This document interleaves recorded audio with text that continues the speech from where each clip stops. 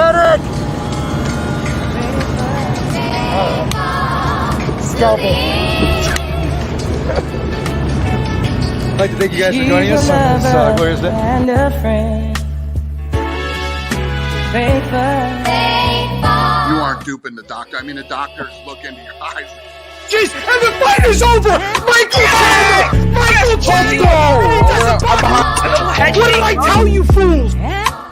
What's up, boys and girls? This is UFC lightweight Michael Chandler. And I'm just telling you right now, if you don't go to YouTube and hop on the MMA Bet Surgeon channel, like and subscribe and ingest and digest some of the best UFC mixed martial arts and boxing predictions on the planet, on the internet, then you're doing it wrong. Appreciate you guys. See you at the top.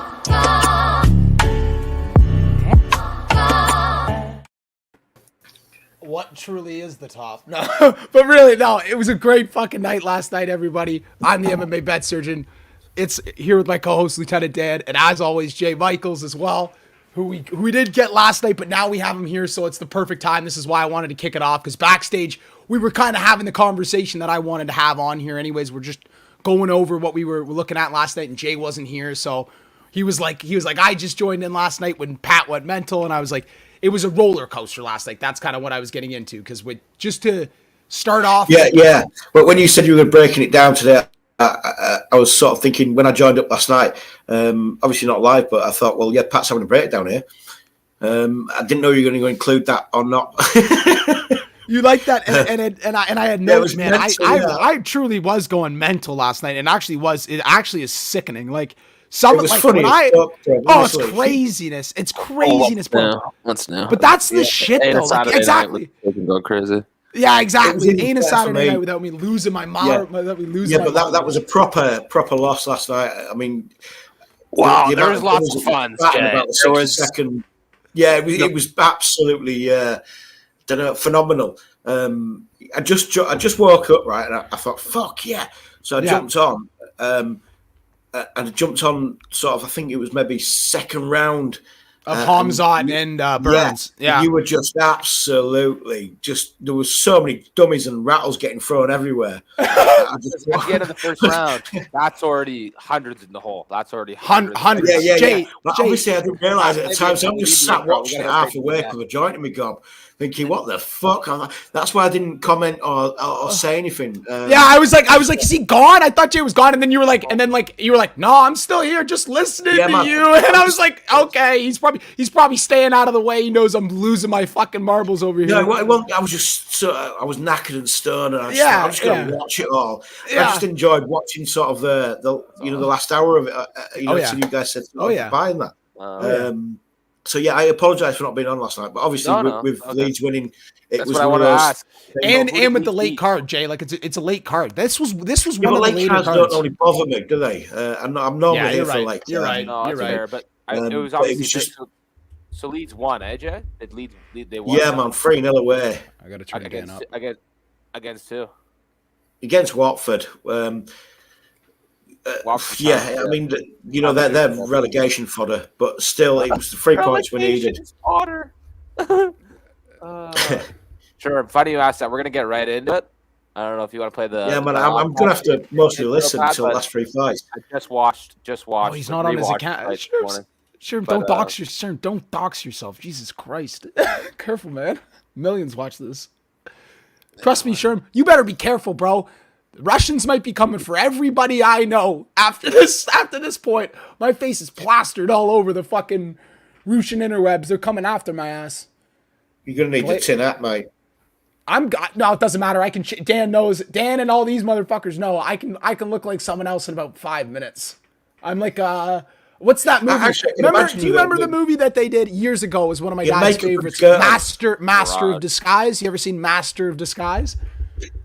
Am I too turtly for the turtle club? I'm thinking more like masturbator. Shut the fuck up. Okay, here I'm gonna play this. Let's get right into the autopsies.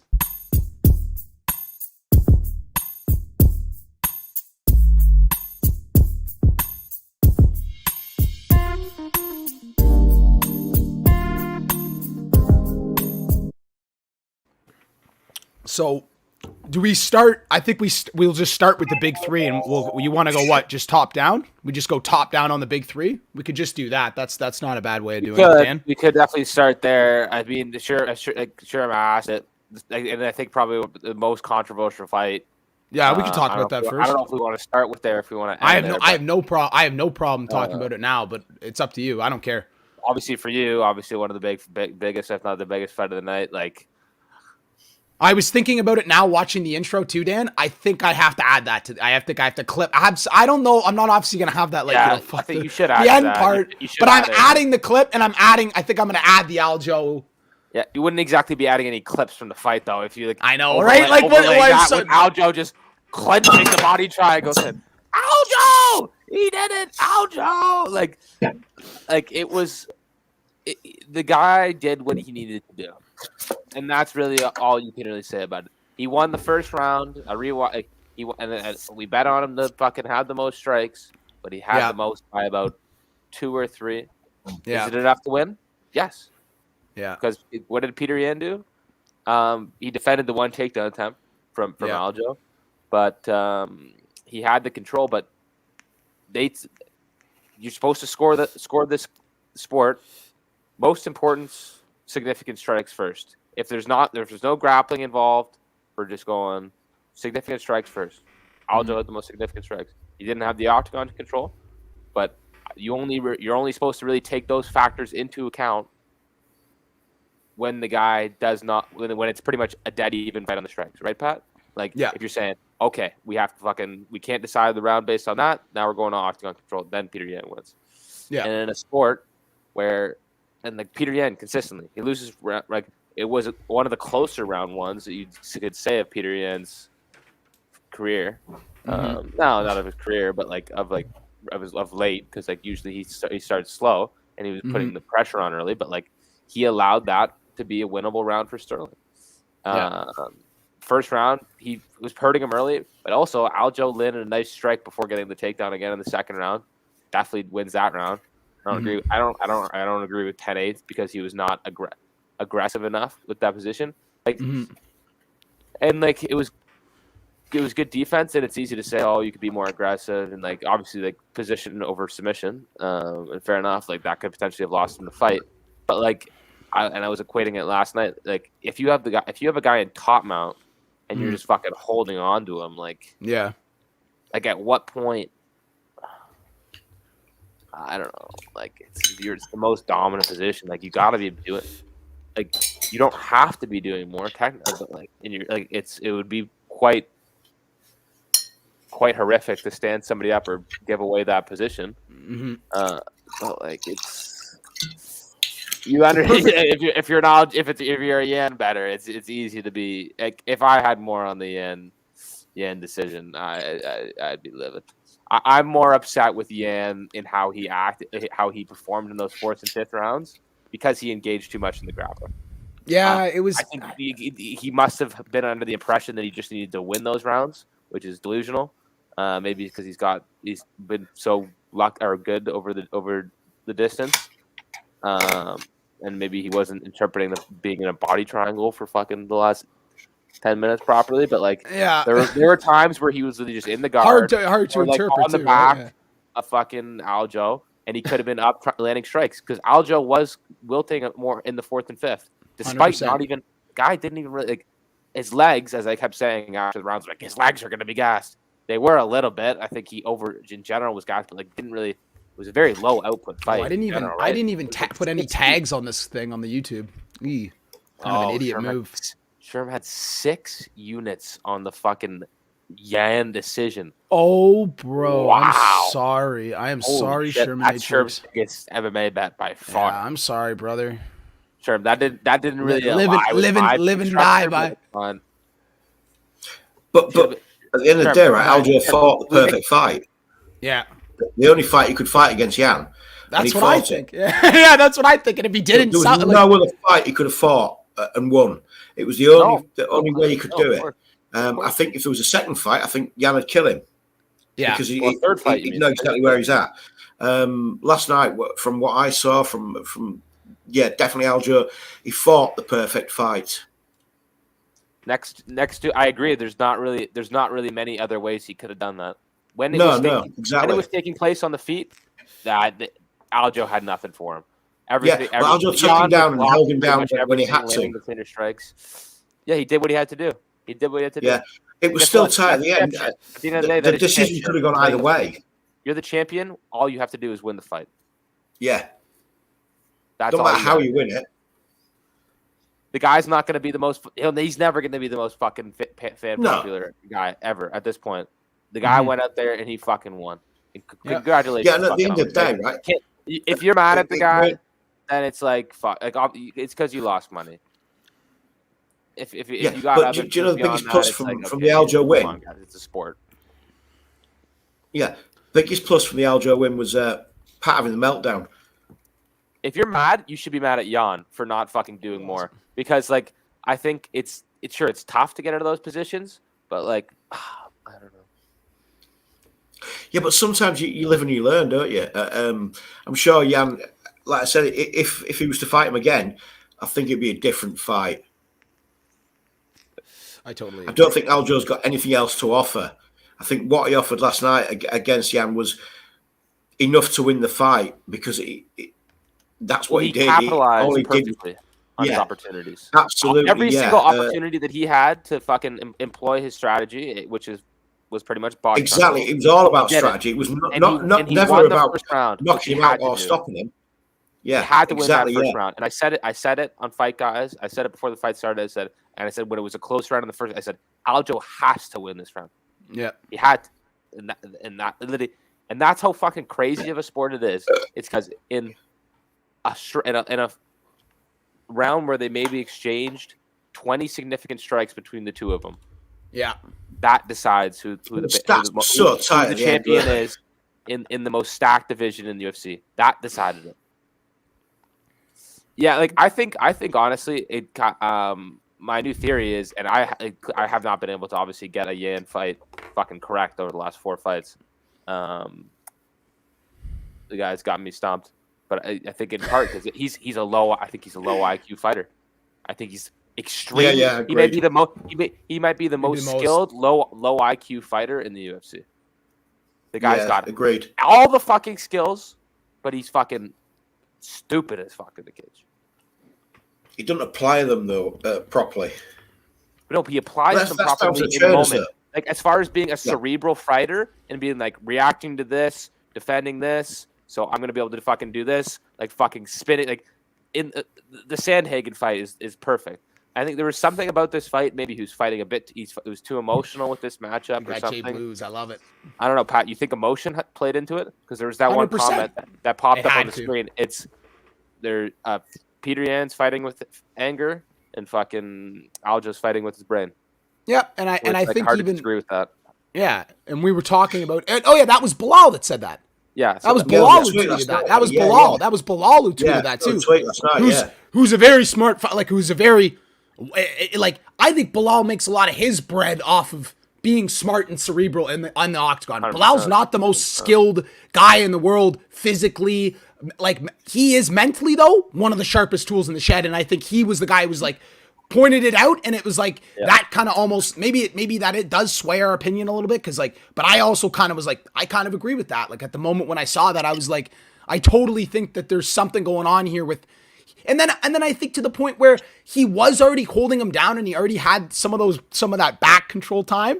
I think that later on in the fight that dictated almost the dumb decision making from Petr to go in there and try and fucking take him down himself. Like why in what world did you think that was the good idea? I don't know, right? Like that's the low IQ, right? That was low IQ, but was it to prove a point to be like, because Aljo was saying in the lead up, I'm gonna take you down, buddy. I'm just gonna put you on your back, and he did that, right? Like, well, the takedown defense overall from exactly what was great. It was great, especially on the bat. Oh, fake first takedown, pig first, perfectly whizzer, bounces off. But it was Aljo. I think he had Pat 2 takedowns. He had 2 takedowns all. But I was but me and Jay Blues like 4 minutes of control. No, but think about that. But that's all you have to do. You could say, oh, he's a pussy, he's holding him there. And I said, I think maybe he should have done more from the position. But at the same time, him potentially trying to go to a different, maybe even turn it into a mount, that is him potentially losing the fight. Because what happens? Yeah. Right? Second or third round, maybe Peter pops up, hurts him with one good strike, steals the round, gets a knockdown or something. Position over submission, that's champ shit. I fucking lost money, but I'm good enough I know enough about the sport to realize that's fucking champ shit. It was very close. Winning the fight. That's all you have to do. He had to. Like, that's what he had to do. It wasn't That's going to be. What I said earlier. Yeah. Oh, he did what he had to do. Yeah. He couldn't do anything else. He had nothing else left in his tank or his skill set. But he did perfectly, and he executed it perfectly as well. It could have gone. It was at the end. You know what the refs are like, the fucking wankers. Oh yeah, it could have gone. It could have gone either way. It was split, right? Like, it wasn't fucking. Did, and totally agree with the decision at the end because Jan just didn't have. He didn't know what he was doing. Yeah, he didn't know what to do next. Yeah, and his corner didn't fucking help him at all. No, I don't think they did either. Well, he didn't have his corner. He didn't have his corner. Oh yeah, you're right. He didn't have his corner. That was the best part. Yeah, we forgot about that. I just fucking thought that's the first time I really even thought about that. Like, he fucking. I didn't think about it. He needed somebody. I didn't think about it. He needed somebody. He needed somebody there in the Looks fourth even and more fifth round. Yeah, exactly. Saying, Peter, we're not fucking going to the ground. We need to fucking kill this guy. We need 10-8 rounds. We need 10-8 rounds. We need knockdowns. We don't need a fucking 10-8 round. We need his head. We need his head. Yeah. We need to finish. But like I said, I tell you what, right? He was winning comfortably in the rounds, but he could have gone. He could have gone another gear, Pat. You know what I mean? Piotr could have gone enough. He could have gone into the kill mode, and I think potentially fucking ended that fight. But engaging in the takedowns, like, he had the fucking cardio. We know he has the fucking cardio. Like, it's just frustrating when you fucking, and it's the same thing. We'll get some of these other bets, like these fucking people with all the skill, and they're just fucking making these dumbass decisions. We'll get into that because that's probably the next thing to probably go off to. But still staying on. But yeah, it is these guys making dumb decisions. Non-educated, like, they're the best fighters. There's some of these guys, but I totally forgot that he didn't have his coaches. Not having a corner, not ever having. Yeah, I totally forgot about that until now. Like, but we talked about it on Fight Guys. Like, it won't matter. He'll be. I know. We talked about it on Fight Guys. That Fight Guys, man. Like, we had. He is such a cerebral fighter. I didn't think it would matter, but like, fucking. You need a corner. Pat, you always need a corner. In the post fight, Joe Rogan, he's like, robbery. I won the first round, second round, fourth, fifth, 4 or 5 rounds. I won. I was like, what? Who? Jan was saying that? Piotr. I'm like, what the fuck are we talking about here? Like, I love it. I love it, man. Fucking, and guess what? This is what it all segues to, and I've been talking about this with Dan, and we kind of said it last night. We touched on it a little bit. Aljo will never fight Piotr Jan again. And he doesn't have to, and guess what? He never will, and he shouldn't. I would never if I was him. Fuck you. Guess what? Guess what? I said 2-0. Yeah, 2-0, bitch. That's what happens when you make dumb decisions. Why would I give you a third fight? For what reason? Fuck you. Doesn't need to. Never needs to. You fucked up the first fight, buddy. Like, it could have been 1-1. Or we could have just never been even having this conversation if you didn't fuck off in the first fight, right? Like, we got other fucking easier fights we can do. Keep getting pay-per-view points. And I said I'd like to take this moment to apologize because this Landers thing I said on Fight Guys, and I'll own it like a man. I said that this will be the only time he ever gets pay-per-view points. You did. I remember. We were talking about it. We touched on it last night. Clearly, I'm a dipshit. Dan's filling out one of the Aljo forms as we speak. Yeah, but I couldn't really. Dan, you're all right. You're not a dipshit, man. No, man. No, because I don't know, but like, I guess it's the IQ of Peter. I don't really know what I'm getting wrong when I'm looking at this guy. Like, I think it was just an instance, fucking a perfect capitalization of opportunities. Like, I think if you in the UFC rule set, he wins. Like, you can understand, like, fucking, like, overall, like, who inflicted more damage. Peter, you could definitely make that argument, these kind of things. But, like, the guy did what he had to do. Do I feel like I disrespected him not picking him or something? No, like, I didn't put anything crazy on Jan. I wasn't one of these people out here betting these crazy chalk odds on Jan and, like, putting him in, like, 10-unit parlays and all this stuff. I wasn't that to the extent. I wasn't over here saying he was going to get wiped in the first 2 rounds, but like, I don't know. I definitely did not give him the respect he deserved as a grappler because, and like, I don't know. I didn't convince myself out of anything. I was pretty stern on Jan, but I hear you. the grappling I should have gave a bit more respect to for sure.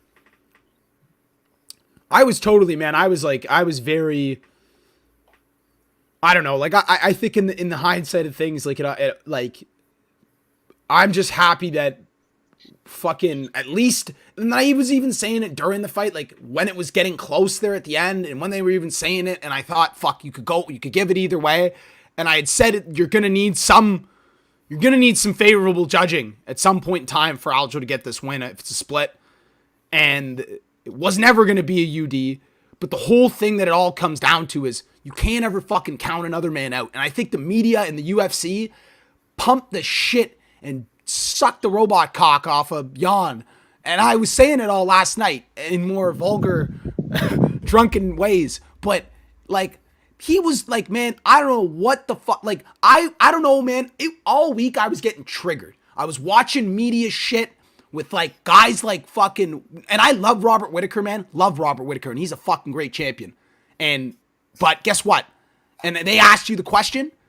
Don't comment like that on it. You don't fucking comment like that. I don't think. I don't think Robert. I think he was exactly right. He is a champ though. So he is a champ though. So he can say it. Aljo did not win the belt in the last fight. But I asked last night. Aljo won the belt last night. I know, but I counter you. Peter lost. I know, but Peter lost. Technically, you could say he lost again tonight, but Aljo came and he won tonight. I know. Last night. But I can't take this shit no more. I really can't. What did he win then? What did he decisively take? Where? Decisive. Please show me. Nobody said anything about decisive. He's fucking insane.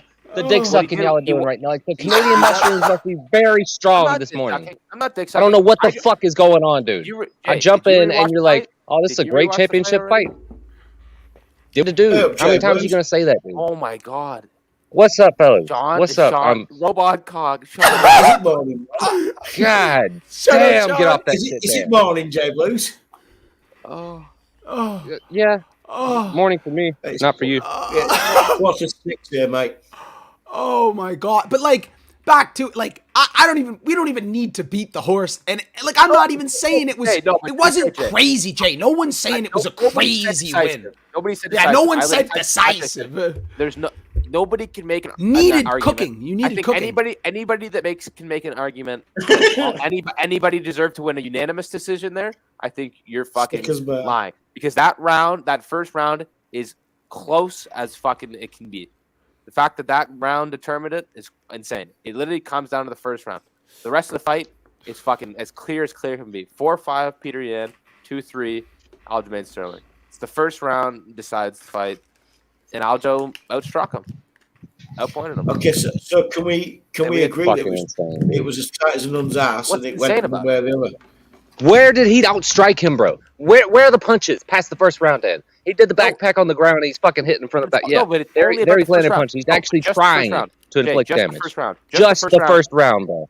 He landed more strikes in the first round, right? Then what? Then Pichter.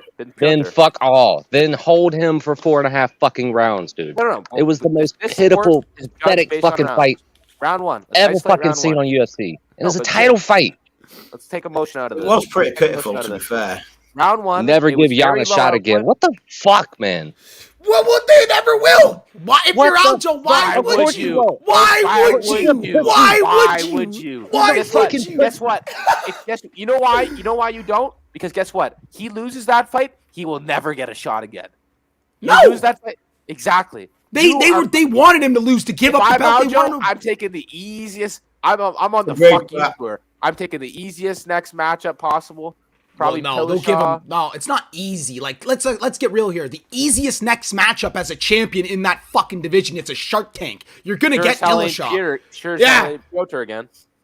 But Dillashaw brings his own bag of tricks, and they're not necessarily easy to deal with. Dillashaw's healthy. Is he even healthy? He's out in the on the tail end of his career in a steroid abusing cycle. That's what happens. Your body breaks down like it's made out of paper mache. And that's what's happening. Wins. I do think Dillashaw wins, but I think he could easily win.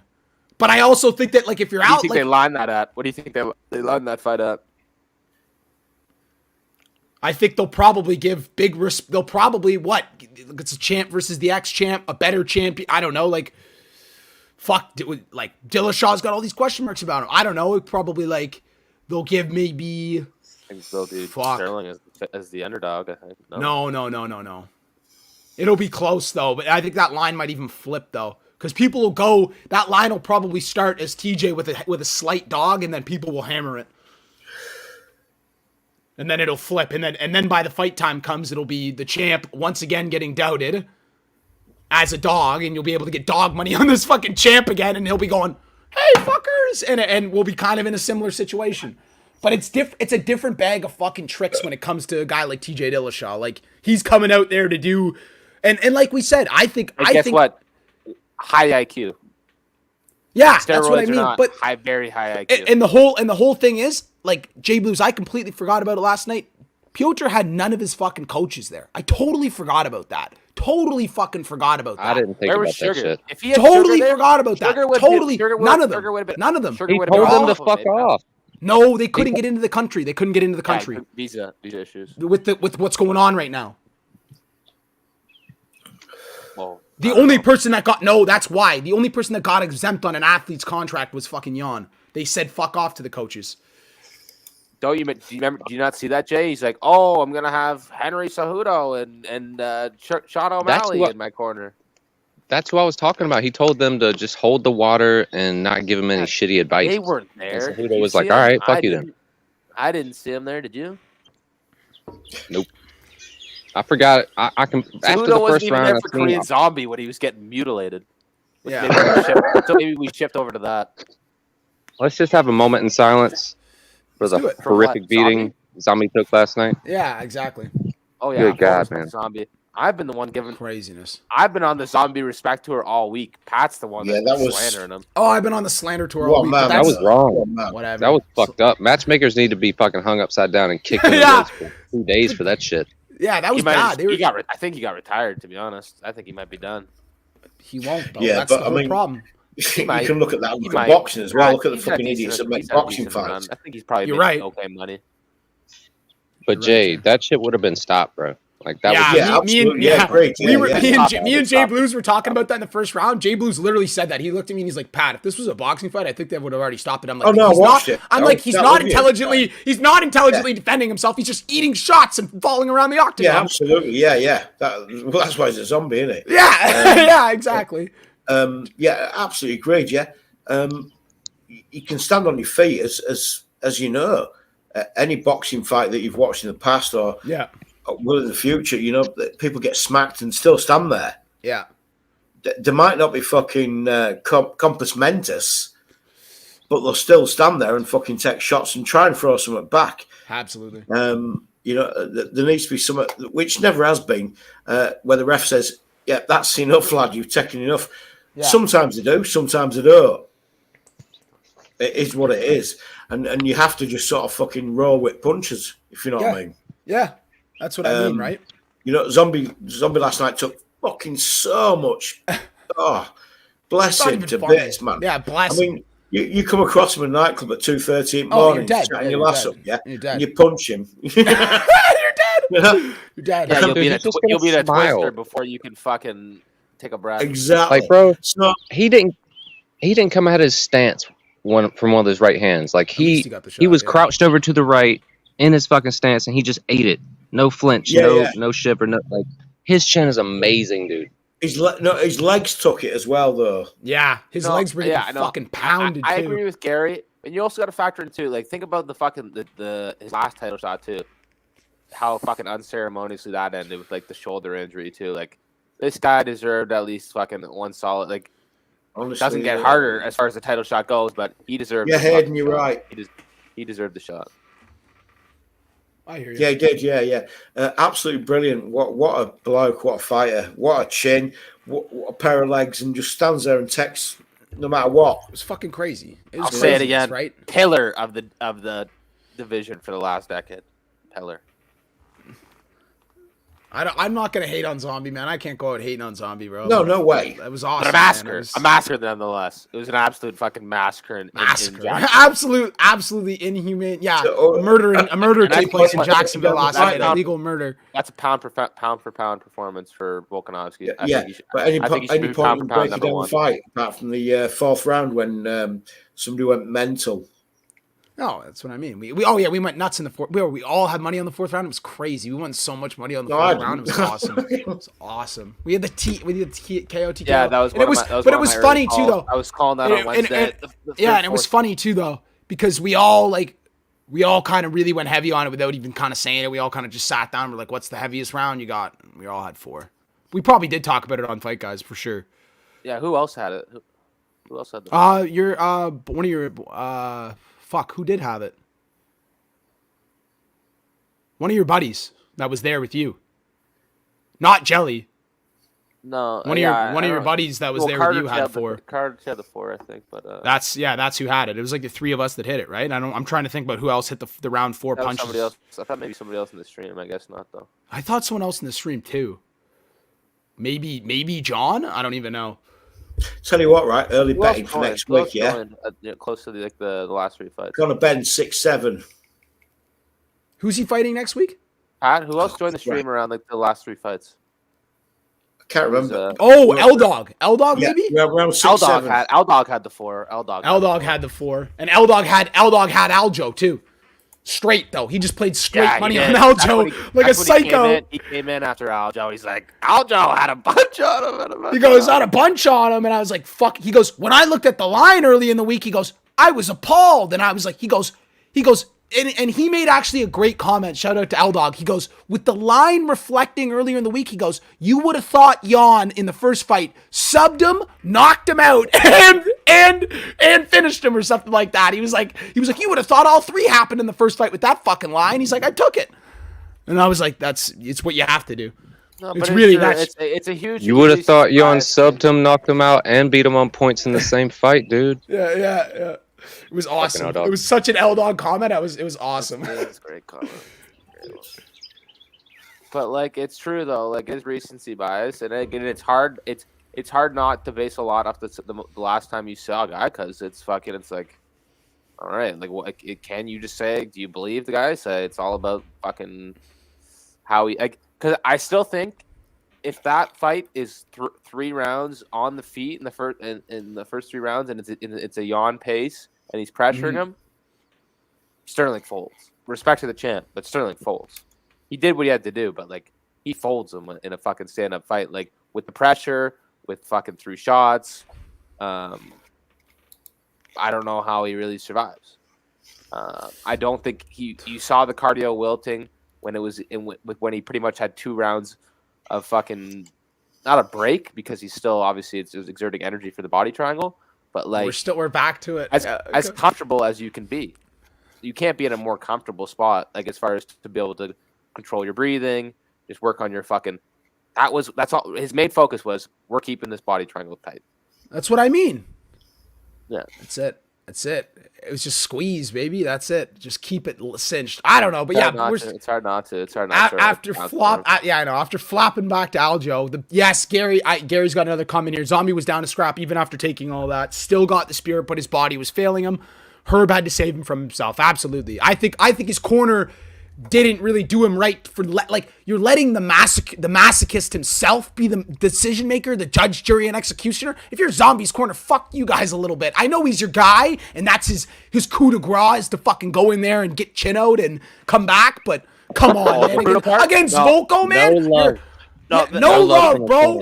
No love from the corner. No, okay. We talk about the corner. This is the time we need to fucking crucify one of the biggest pieces of shits in the fucking. Oh, mouth guard gate. Fuck yeah. Fuck yeah. Let him go out without the fucking mouth guard. Who's got the clips? We're playing him. Who's got the clips? We're playing him. He didn't even look at that motherfucker in the face. Can you get the clip right now? Can you get the clip right now so we can play it? Zombie in the face before the start of the round. Can you get the clip right now? Checks for a goddamn mouthpiece. Okay, I'm finding it. I'll find it in 5 seconds. It'll be on Reddit. it makes me fucking sick. If anyone finds the clip, send it to me so we can all watch it on stream. Take it off Fight Pass, but I don't know. You can take it off as long as it's Dan. You can technically take it as long as you're not showing it in over 30-second splits. I didn't notice that first. It has to be like under 30 seconds, and you can just have to pause it.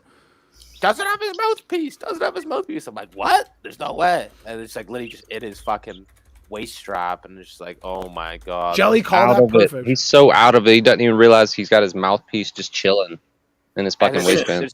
There's a clip that's circulating today on Twitter, and it's like Volkanovski right at the start of the round. He's just like, he's right in front of him. He's like, he just asks, "Are you sure?" Say again. At the beginning of, like, I think it's the third or fourth round, he looks at Zombie, and he just goes, "Are you sure?" And then right before like the final onslaught, I think, pretty badass. But it's not badass. Gary, are you talking about the Sterling Yan fight? It's all about the first round, and he got the strike. That's literally what it comes down to. 3-4 Sterling. Or sorry, 2-3 or Sterling, 4-5 beyond. It's all the first round. Oh my fuck! I can't even believe I'm watching that back. This is like crazy. You have it up already? Fuck this! No, but I'm just watching the second stoppage. Ping, ping, and Zombie's no mouth guarded fucking head is ping, ping, like bad. Like holy fuck! No, I'm so happy that Herb stopped that when he did. Like he should have been stopped way earlier. It was a decent stoppage. But like, thank fuck he did. It was almost. It's almost because he already knew he fucked up. Yeah, exactly. He's like, oh, he knew it. Fuck, fuck. I'm done after this. This can't even get out. He goes, he's probably thinking, okay, this guy's half knocked out. If I stop this now, I can take the mouth guard and half fake this. I can pull this off. I'm Herb Dean. I'm Herb fucking Dean. I'm MMA ref of the year. You don't think I can't somewhat make people believe that he had that mouth guard in? Pay some people. It's Herb Dean, man. Fucking craziness, bro. I don't. Wait, what? He's back to. I think he's going back. But yeah, I know. But I'm saying, but what's he's talking about? He's talking about. I think he's talking back to Sterling. I'm trying to find. Oh, beginning of the fourth. That's what he means. That's when Volkanovski said, "Are you sure?" That's badass. Oh, true. Right? True. Are you sure that he just finished the But he was fucking him. Like he was dog walking after that fight. Literally looks like he hadn't even really been in that. But like, I know because it wasn't really tough fight at all. Because it wasn't though, Dan. There was no real. Well, in comparison to his last three fights against fucking Ortega, who you can't kill, and fucking one of the greatest fighters of our generation, Max Holloway. Yeah. In comparison to that. Oh yeah, but this was there was some of the least resistance out of his last three fights. Was this fight? It's not about some of the least resistance. It's about how good. This is just how good Volkanovski is. Agreed, but the quality of Zombie was lacking. This was the whole reason why I didn't like the fight in the first place. But it's to be fair, like Zombie was in the position where they needed to fill. There was a bunch of people out this week and they were like, "This is a bad stylistic matchup for Volkanovski," and I'm just like, "What?" It's a massive mismatch, mate. Full stop. Fuck off. Yeah. Massive mismatch. No, but just stylistic. But no, man. It's not after I disagree with you, bro. But just to clarify, he's way too slow. It was fucked. Agreed. He shouldn't have even been in the ring with him. No, I agree. In hindsight, it absolutely looks like that. But people were saying the stylistic matchup. But on Fight Guys, I said just like the heavy front pressure or on the front foot of Zombies, not good, obviously, for somebody who attacks a leg, and obviously we saw that from Volkanovski.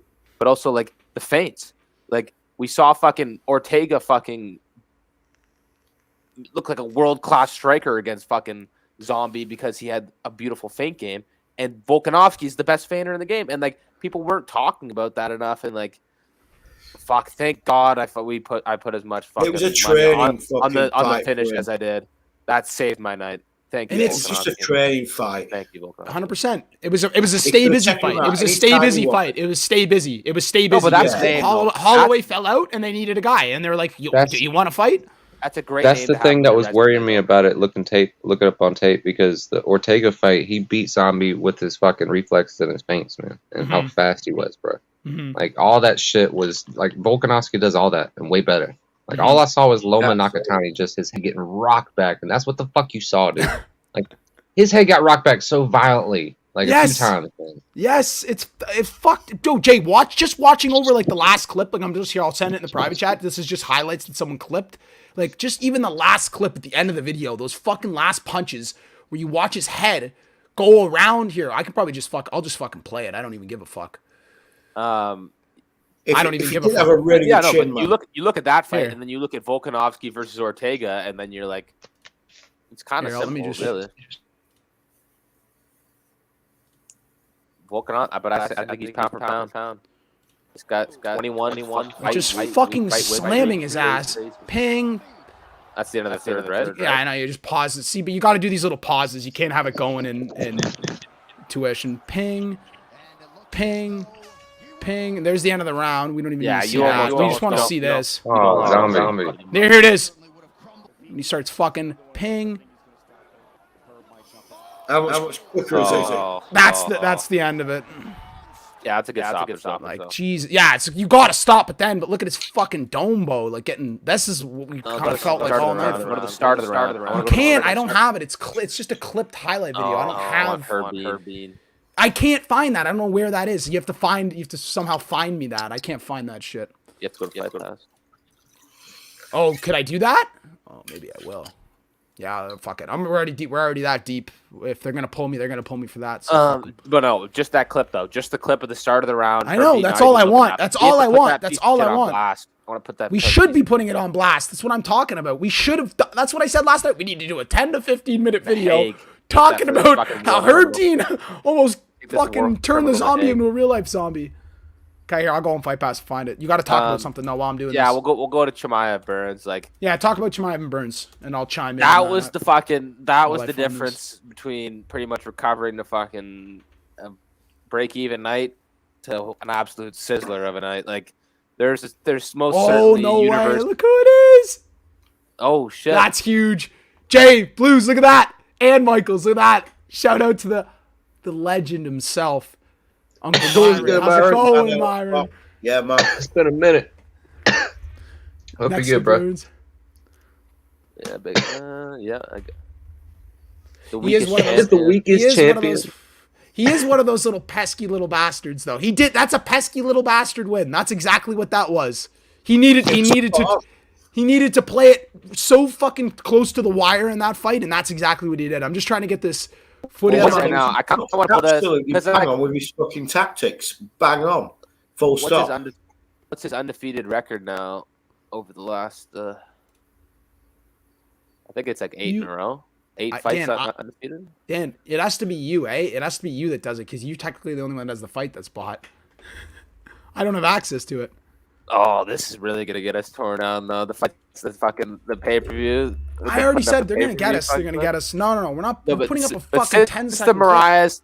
Since the Mariah's knee. Wait. Let me see if I can find this. Volkanovski. Jump on. We don't need the clip. We don't need the clip. It's also gonna ruin my Wi-Fi. It's gonna start lagging out. But since the Mariah's knee was crazy.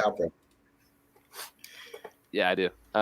Since that Mariah's knee back in 2017, December, guy fucking Brett Johns, Cody Stamen, Rivera, Munoz gets that Sandhagen win, which is outstanding.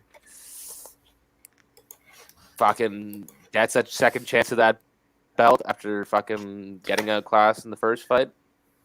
Counts as a win though, and fucking that's 7 in a row. I'm trying to see if I can see the mouth guard from this angle. You need the whole stoppage, though. You need the entire round. And to be fair, Pat, we also that Sandhagen versus Sterling fight. Everybody was pretty much looking at that as pretty much the title fight, like an interim title fight. That should have been the interim title fight in my opinion, but. I think it was bullshit that they didn't, that it wasn't, but. Like I said, they were sucking the Ruski robot cock pretty hard, and look at Dana White's face. Fights that Sandhagen's in, though, but think about the fights that Sandhagen's been in, as the wars, and what it takes to beat that guy.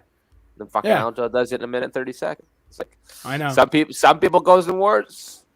Some people take fucking back triangles. Exactly. We're different. We're different. Exactly. Yeah. It's that's the beauty of the sport, right? There's so many different ways to skin a cat in the sport. And like I always say, why the fuck would you want to skin a cat? Well, like, there's so many, like the saying goes, there's a million different ways to get the win and find holes in your opponent's game. And it's interesting, right? Because you got guys that like can squeak shit out like that. And, regardless of it was a close ass fight. Like we've been saying it a million times. And you could, with different judging, it could go even either way. It being a split decision, I think, dictated that. But like, just 100%, like almost 100%. Walking the line. Yeah. Honestly, I wouldn't want to fucking die. I wouldn't want to dive if Peter Yan won a split decision. No. Won a split decision. No. I had all my money on the UD. Yeah. I just don't. I don't know. I like if you think Peter won the first round, it's a stretch. By far, it's a stretch. Like that's bad. Like it's worst case. Like you can make the argument, but it's not a good one. It's as close as it gets. It's as close. It is close. It's a split decision fight. And I agree with what Gary's saying. A different night, it's a split for Peter, but it's a split decision fight at the end of the day. Yep. But yeah, let's move on to fucking what was the most anticipated fight of the night and what ended up being the fight of the night: Khamzat Chimaev versus Gilbert Burns. And I agree with what Gary's. It was awesome. Yeah. But I agree with what Gary's saying. Like Gary, it's the scoring system's a little bit fucked up. We were talking about it last night, and it's all. What did you guys? That is think? A good thing. That's what you're saying. That is a good thing to bring up, Gary, because like I was saying, like in a different rule set, if you're talking about like one FC rule set where you're judging it on the entirety of the fight, Jan wins. Because realistically, what was Sterling able to do with the most dominant position? Nothing. He had it, which won him the rounds, but he didn't accomplish anything with that. And when you compare that to the success that Jan had in 4 and 5. But at the end of the day, that ain't the game we play in. No, he's not playing that game. Like he played it super close to the wire. Myron Askin, we were talking about it. And that's how you beat Peter Yan. You don't beat Peter Yan in the 4th and 5th round. You win those first 3, and you survive. Yeah, that's how you win. Yeah, and it was bad decision making from Petr Yan that led him to that point to not to like. And he let him live. Yeah, Peter let him live. Let him live. Like went for takedowns and stuff in the 4th and 5th when I thought there was more reason to keep him on the hands and feet. I was yelling at the screen. Yeah, I know you were. It was crazy. It's crazy, but like without his coaches and stuff like that, it now makes a little bit more sense. I don't know what the fuck he was thinking, but even when he got Aljo down, on top, he wasn't doing shit. Yeah, he had his back at one point. It seemed like I know he looked like he was burning the clock out as well. AJ, remember when he took the back? I was like. Never leave it to the judges. Yeah. 100%. That's his first really hard lesson. Yeah. He hasn't really had it wasn't even that, Dan. It wasn't even that. It's a really fucking stringent. He's like, it's a really stringent, annoying ass game plan. Yeah. Of just constantly stay away, avoid any kind of fucking engagement and any kind of fighting. Yeah. And just control this cunt. Yeah. And just like, dude, how he was baiting Jan to knee him in the head again at certain points in the fight. It was fucking like fuck him, man. And then his corner's talking about Jan just broke. He's breaking. You just humiliated him last round. Now he's gonna like fuck y'all, man. It honestly kind of did seem like that. Like, why were you shooting take? It almost seemed like he was trying to get something back. Like I was saying, like he felt a little bit disrespectful. Like Aljo did. Jan was fighting emotional. He was trying to fight. Jan was trying to fight him. Aljo was agreed. Beating him at MMA. Yeah. That's the difference. And MMA's scoring system is broken. It all kind of rides back onto what Gary was saying. The scoring system that's implemented. And it's risky for fucking Aljo. He's saying, okay, I'm fucking just hoping they're looking at it my way. Exactly. But what other... But it goes back to what we were saying. If you're Aljo, what other way can you fucking play it like that? Either you sub him early and you get him out of there, or you're hoping that you're going to try and get this judge's win. And he did it. You're just going to squeak one out. That's what he did. He had no other. There was really like the avenues for him where he knew it. Where like he knew what he knew it. Like people doubted him, and he fucking was like, "Well, I got multiple ways I can win this, but me standing up with him and kickboxing him are probably unlikely to win a decision like that." But I'm glad he didn't. The post fight after this morning as well. Yeah, I was like, yeah, I thought that for the first round was close, but I thought I outpointed him. He had the pressure, but that doesn't matter when I'm landing more strikes, and it's couldn't be more true than that. When he was in Aljo's, yeah, he landed more ground and pound, but like he's not gonna finish him with the ground and pound from his fucking guard, like to be like. And I hear what Gary's saying. It's not like we're not gonna sit here. It was like in hindsight, it's like it was crazy what ended up happening as far as like shocking the general like consensus, what the public thought and what everyone thought. But it was in no means are we all sitting here going, jaws dropped on the floor from how good of a fight that was. You know what I mean? No one's sitting here. None of us are sitting here like, holy fuck, what an amazing fight. Aljo did what he had to do to win in terms of score set goes. We don't even like those kinds of fights. Let's go to last week, the Casey. Yeah. That was the guy. Exactly. He got always entertaining. But guess what? Sometimes you just got to win, baby. Yeah. Sometimes you just got to fucking. And I don't think there's nobody that just had to win, maybe ever, than Aljamain Sterling. More than Aljo, right? Everybody, myself included. I was slandering. You're never getting pay-per-view points again. Yeah. Just win, baby. I don't have to fucking have a good fight. I just got to fucking win. Keep the gold strap that means I'm the champion around my waist. In the history books to cementing yourself in the history books. Exactly. It's not about fucking going out there and being super flashy. Fuck that. Title fight, you gotta throw down, man. Title fight is WrestleMania main event. You gotta pull out all the fucking stops and prove you are the goddamn. You are that dude that needs to be in that spot, that deserves to be in that spot. Don't squeak out a title defense. The fuck, man. It's a defense, though. I don't agree with that shit at all. He already had the title. Technically, to defend it. If he was the champ, he was given the title like fuck. Tell that to John Jones. Devin Haney shit, man. He was gifted the belt. You don't gotta win emphatically. Just win, baby. John Jones style. Whatever, just win. That shit sucked. Truthfully speaking, after two fights, read this one out. I'll read it out. Truthfully speaking, after two fights, it appears Sterling's fight style is just one of those where all he gives Jan problems. ... Why? It forces Jan to lose patience and becomes anxious. Agreed. And I think that, Myron, the way that the trash talking amplified it. And then him not having the coaches, because I think he needed someone to be like, yo, man, fucking relax. Yeah, Did you guys remember how much shit was going on behind stage, too? Like, when they were calling each other out, and Aljo's, I'll see you tomorrow.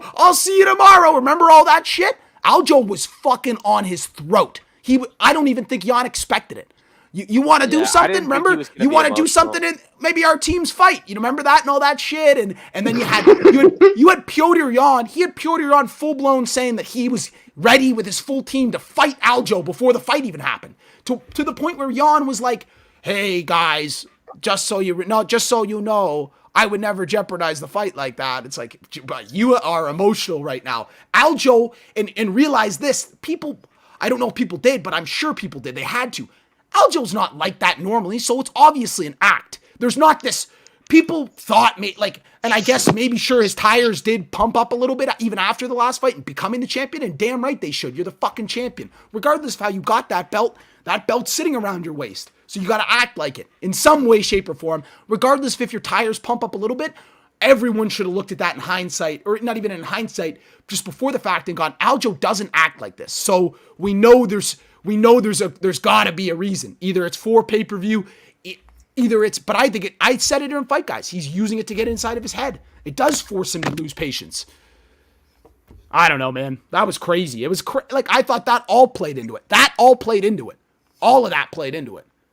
The bullshit, the Twitter, the lead-ups, the book, How to Fight MMA's Rules Striking for Dummies. It all played into it. All of it. Every single ounce of it. The meltdowns. Yeah. That's it. The meltdowns all played into it. Like, man, they were fucking fiery. I was watching some of that behind the scenes shit when they were going at it, like behind the scenes, and I was like, holy fuck. Like, I didn't think that, like, Aljo's calling him out. I'll see you tomorrow. It was awesome. I was like, holy fuck. Like, this is really like, he had him in there. He had him in an emotional trap. Because he made Jan come in with the mentality of, okay, we're going to fuck each other. Like, let's go. We dislike each other so much to the point that we're going to disregard, like actual technique and like thinking about what we're gonna do, and more so let's just fight, let's just throw down and see who's better. And he had him coming in with that mindset, and the whole time he knew, well, I'm just win. But he's like, Aljo's like, I'm just win. Yeah, stop. Yeah, I'm not joking, right? When he won, I half expected you to start wanking. Man, honestly, I love Aljo. You went, yeah. No, yeah. I mean, from the fight before to when Aljo won, it was just amazing. From my point of view, only from my point of view, not from anybody else's, because I'd woke up and watched, and I was like, what the fuck? It had gone from meltdown to fucking some sort of open new Disney fucking place right next door. Not sure. So it was brilliant. The emotions that I watched, actually, and I'm not fucking licking ass or anything here, but the emotions from Pat last night were just absolutely amazing. From me waking up, being stoned as a fucker, watching Pat lose it and fucking want to end the channel and fucking end himself and all sorts, right? And then all of a sudden, Aljo wins and everything's fucking changed. And that's what betting's about. It's what gambling's about. If you're going to fucking do it, then you have to go with the highs and lows. Oh, yeah. And I was saying, right, last night, right, the highs and lows, right, between you absolutely losing it and fucking listening to other people going, oh, no, you can't do this, you can't do that. And you just going, oh, no, fuck that.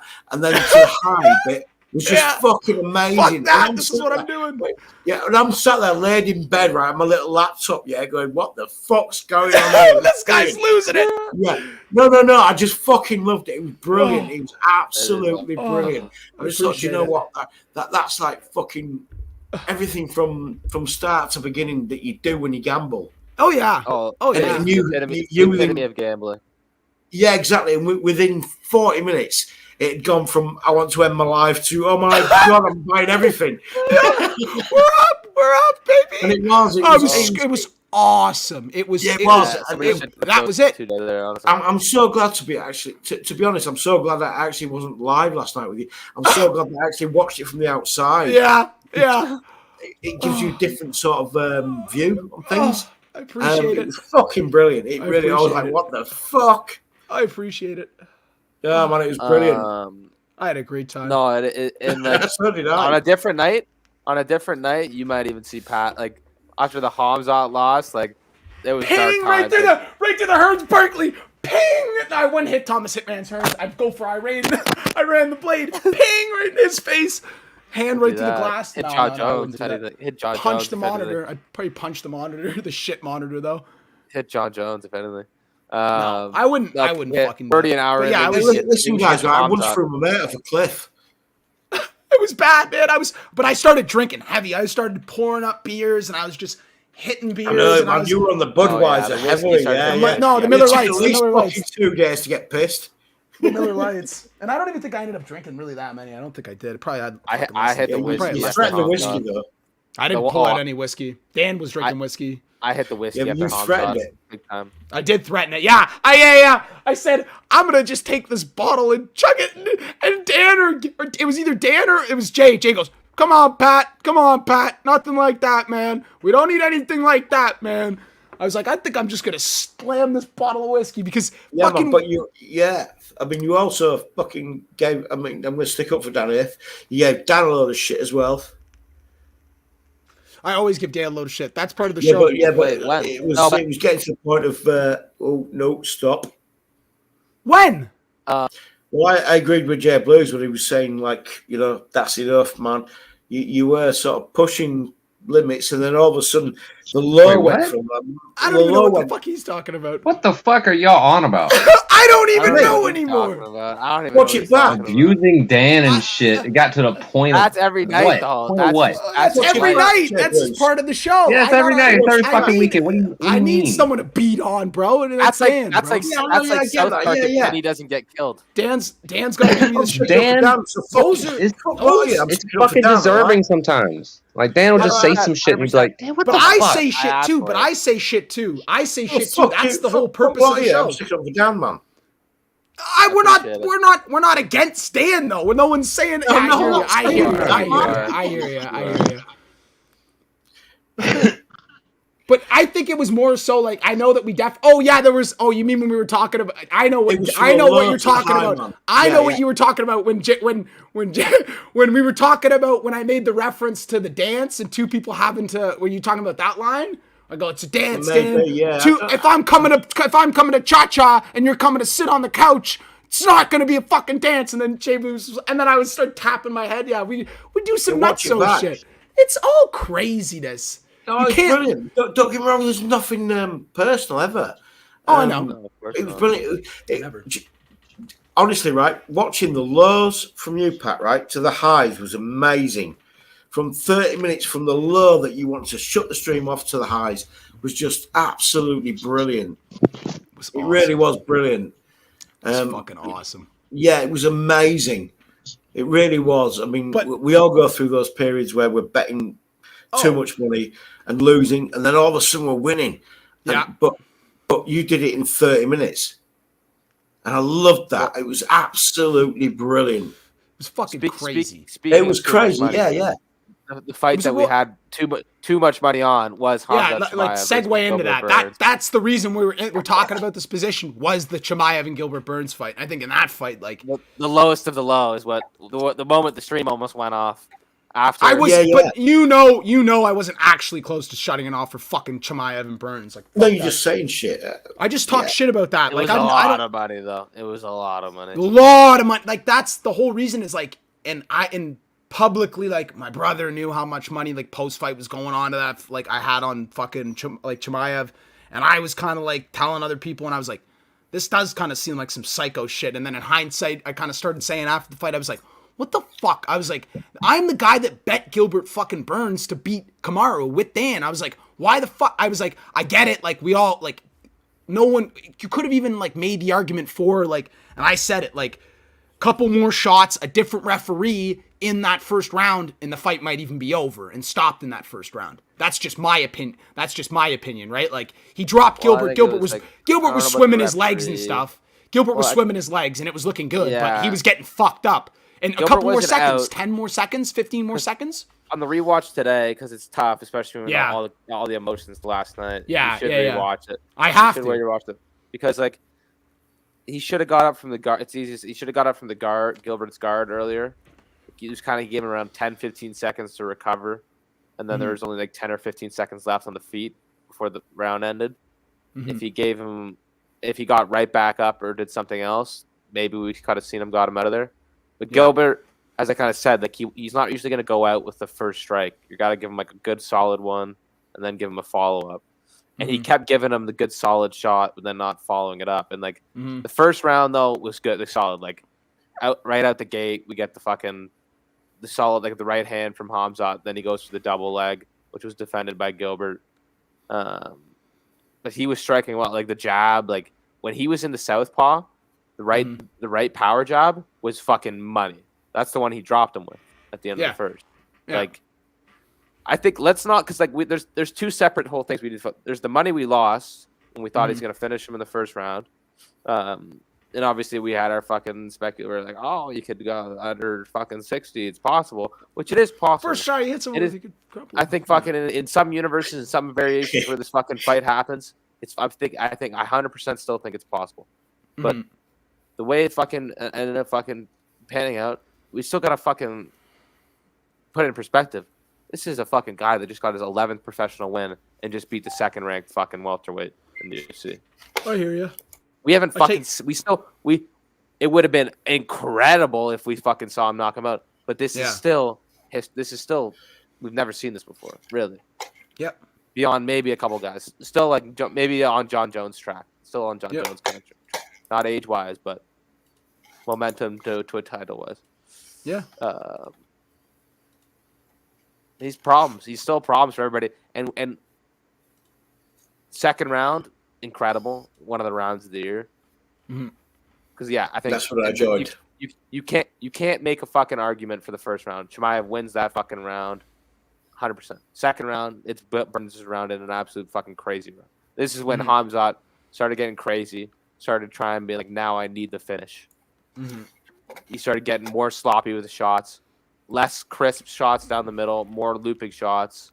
really he trying to wasn't go setting for it. Gilbert. So wasn't set like Jay Blue said it perfectly. Wasn't setting anything up. Wasn't moving his head at that point in the fight. Wasn't said fainting. fuck off. Said fuck off. I'm just gonna sit here and try and slug your ass out into the oblivion.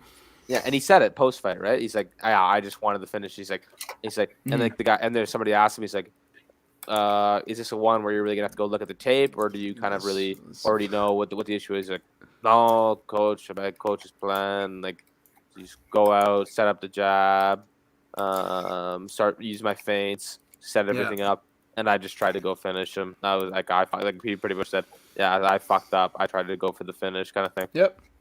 But still gets the win. Still gets, I think the second round gets hit with. It's hard to really get hit with a bigger fucking shot, and he eats it pretty well though. Like, definitely Gilbert's round had some success with some big shots because Khamzat started getting a bit disrespectful and going for the finish, and he paid for it. But then third round, kind of more so back to just like on the jab, power jab. Obviously, listen to his corner. Not even really bothering with the wrestling, and he got it. I think it's really undisputable, 29-28. Yeah. And like, but like, if he's smart, I think it's an easy 30-27. If not, he doesn't get the finish. Like if he's just more calculated off the jab, waiting to set up the 1-2. If he lands a power 1-2 and lands with that right hand, I think he's still. There's a way he's. It's not like nobody looks at that fight and be like, "That's a crazy bet." The finish. There's no way that Khamzat guy finishes that Gilbert guy. I say, fuck you. You don't know anything. You didn't watch that fucking fight because if that's 5 rounds, Khamzat gets him. That fight happens 10 times. Khamzat still fucking finishes them the majority of the times. This is the one where Khamzat learned his lessons. Yep. And which I love. In hindsight, after despite losing money, I'm like, well, we got to see everything. We saw everything we wanted to see. We did. And it's, to be fair, you almost kind of want to see a guy like you'd rather see the truth, right? Than right. Like I don't like as much as I'd love to see him go in there and one bomb Gilbert Burns. What does that do for us, right? Like if he hits him with the first still have punch the questions. Yeah, exactly. And he crumples Gilbert Burns like he did Mearshart, right? And like then he's propelled into this shot where he goes against like a guy like Kamaru Usman and gets fucking battered. Like imagine that. Like that would be there. Then he loses. That would be fuck. Then he loses that. Then that's if he came in like that against Kamaru, he loses. Loses. Might even get finished. Might even get finished. In my opinion. Kamaru's jumping on his ass quick. It'd be close. And Kamaru, and no offense, man, Kamaru's not like Gilbert Burns. Like his stock went up, like what Myron's saying. I agree. I think Gilbert Burns' stock went hugely up tonight. I think people that were underestimating Gilbert Burns, I think like now everyone like whoever Gilbert Burns fights next, it'd be hard not to take Gilbert Burns. It just depends who they give him. Well, it was so close. I wouldn't say I necessarily underestimated Gilbert Burns. Yeah, no, I think I said it earlier. I think Khamzat's the one that underestimated Gilbert Burns. Yeah. If he gave him a bit more respect in the first round in particular, and established the jab, he gets him in the second. Mm-hmm. He doesn't necessarily finish him in the first every time, but by trying to force it in the first, he wasn't able to get in the second or the third. Yeah. He let Gilbert have that success. But because as we said, we're guys that bet on him against the champ. Gilbert's fucking great. I still just think Khamzat. I think Khamzat just of this level. Like, I still think even on a bad night, he can still give the champ his problems. Like, as we said, this is where he learned his lesson. 100%. I think he applies this to the Colby fight. It'll be tough to get a finish. I think he can do it. You give us Colby 5 rounds, I'm betting the finish. You give me better odds. I'm not. We won't get the KO TKO there because the sub will still be live. Well, the sub will be live enough. But we're going back to the well, or I am anyway. I don't know. I'm gonna be analyzing the shit out of tape before that fight. I gotta rewatch the shit out of this Burns fight when they make that. But if I'm Kobe, I'm probably gonna duck that shit.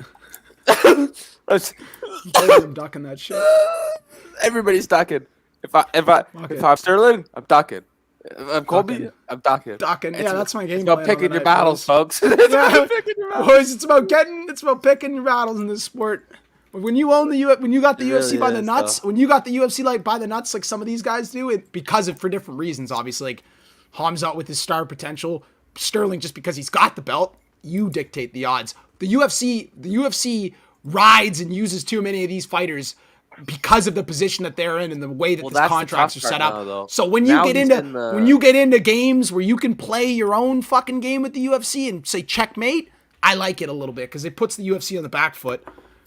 No, but here's the problem now. Now he's in this whole mess in the top of the welterweight division. Now he's up there with all the no movement, with the fucking champion, with the fucking hand surgery. This is my question to you. Yeah. Do we see him at middleweight before he fights at welterweight again?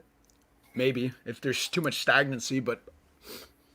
Because it's either he's fighting somebody behind him in the rankings at welterweight, or he goes up and just murks somebody at middleweight. Like unranked, or like, what do you think, like top 15? I don't know, give me an idea. Let's find an idea. Well, who was there watching the fight? You want to start naming guys like Chris Weidman? Chris Weidman! Oh, no! That's a meme waiting to happen. Don't Luke You want to start naming guys like Chris Weidman? I think Luke Rockhold's looking for a fight. I would do that. I think there already was a talk about that though. There's been talks about Luke Rockhold and Hamzat though. For the memes. Look that for the memes. Fuck it. Would he still be your boy after that? What if you do? That takes his fucking soul. Well, the way that I would do it is you could even do. And this is the way that I would do it. But this is the way I would do it. Do we think we see that though? We see him go up? Why not though? Right? Because as you said, Colby, I'm bouncing. Colby, I'm bouncing. If I'm fucking Leon, he's like, oh, I got the title fight. Yeah. Feed. Oh my god. Gary with the Hamzat Costa. Holy fuck! No. That would be wild. No. He's too hit. We've seen him get hit. I don't know about Costa hitting him yet. I don't know about that yet. Just in case. Yeah. Just in case. Costa can actually hurt people. Costa can actually fucking. Remember when Costa was on that run, just annihilating motherfuckers? It was so scary. Remember when he almost finished Yoel, which says something. You almost finished Yoel. It's like you're a fucking superhero. But he finished Uriah Hall, right? When he was on that streak of finishes, he fucking something on more than a streak. Yeah, he just smissed of Uriah Hall pretty quickly. I remember that. Imagine him versus holy fuck. He beat Sean Strickland. I was Sean Strickland. The universe. How about we get this? We get Sean Strickland. We get fucking because he has the fight coming up versus what's his face that beat Adesanya, Pereira. Oh yeah. Pereira falls out. Pereira falls out of that fight. Such an irrelevancy. Pereira falls out of that fight. Then we get Hamzat versus Strickland. Imagine that. And then he's ranked top 5 in both. That'd be dope. So is everyone else? He rolls through Strickland. Imagine him versus Brunson. He rolls through Brunson. Well, what the fuck? That's a good fight. I'm looking at the UFC ranking right now. Bro, they've got 4 people at number 4. There's 3 people at number 4. What the fuck is going on with the UFC, What is this glitch in the Matrix? It's not even a glitch. It's just stupid. Brunson. What in the fuck? That's ridiculous. Bro, and they've got Strickland fighting a guy who's fucking one fight into the UFC. But think about how much of a favorite. I think he should move up if he can, but I think he's kind of, like, I don't even know, man. He would take any of these guys, to be honest. I think fucking, why not? Why like, because we got Vicente Luque versus Bilal. They're tied up.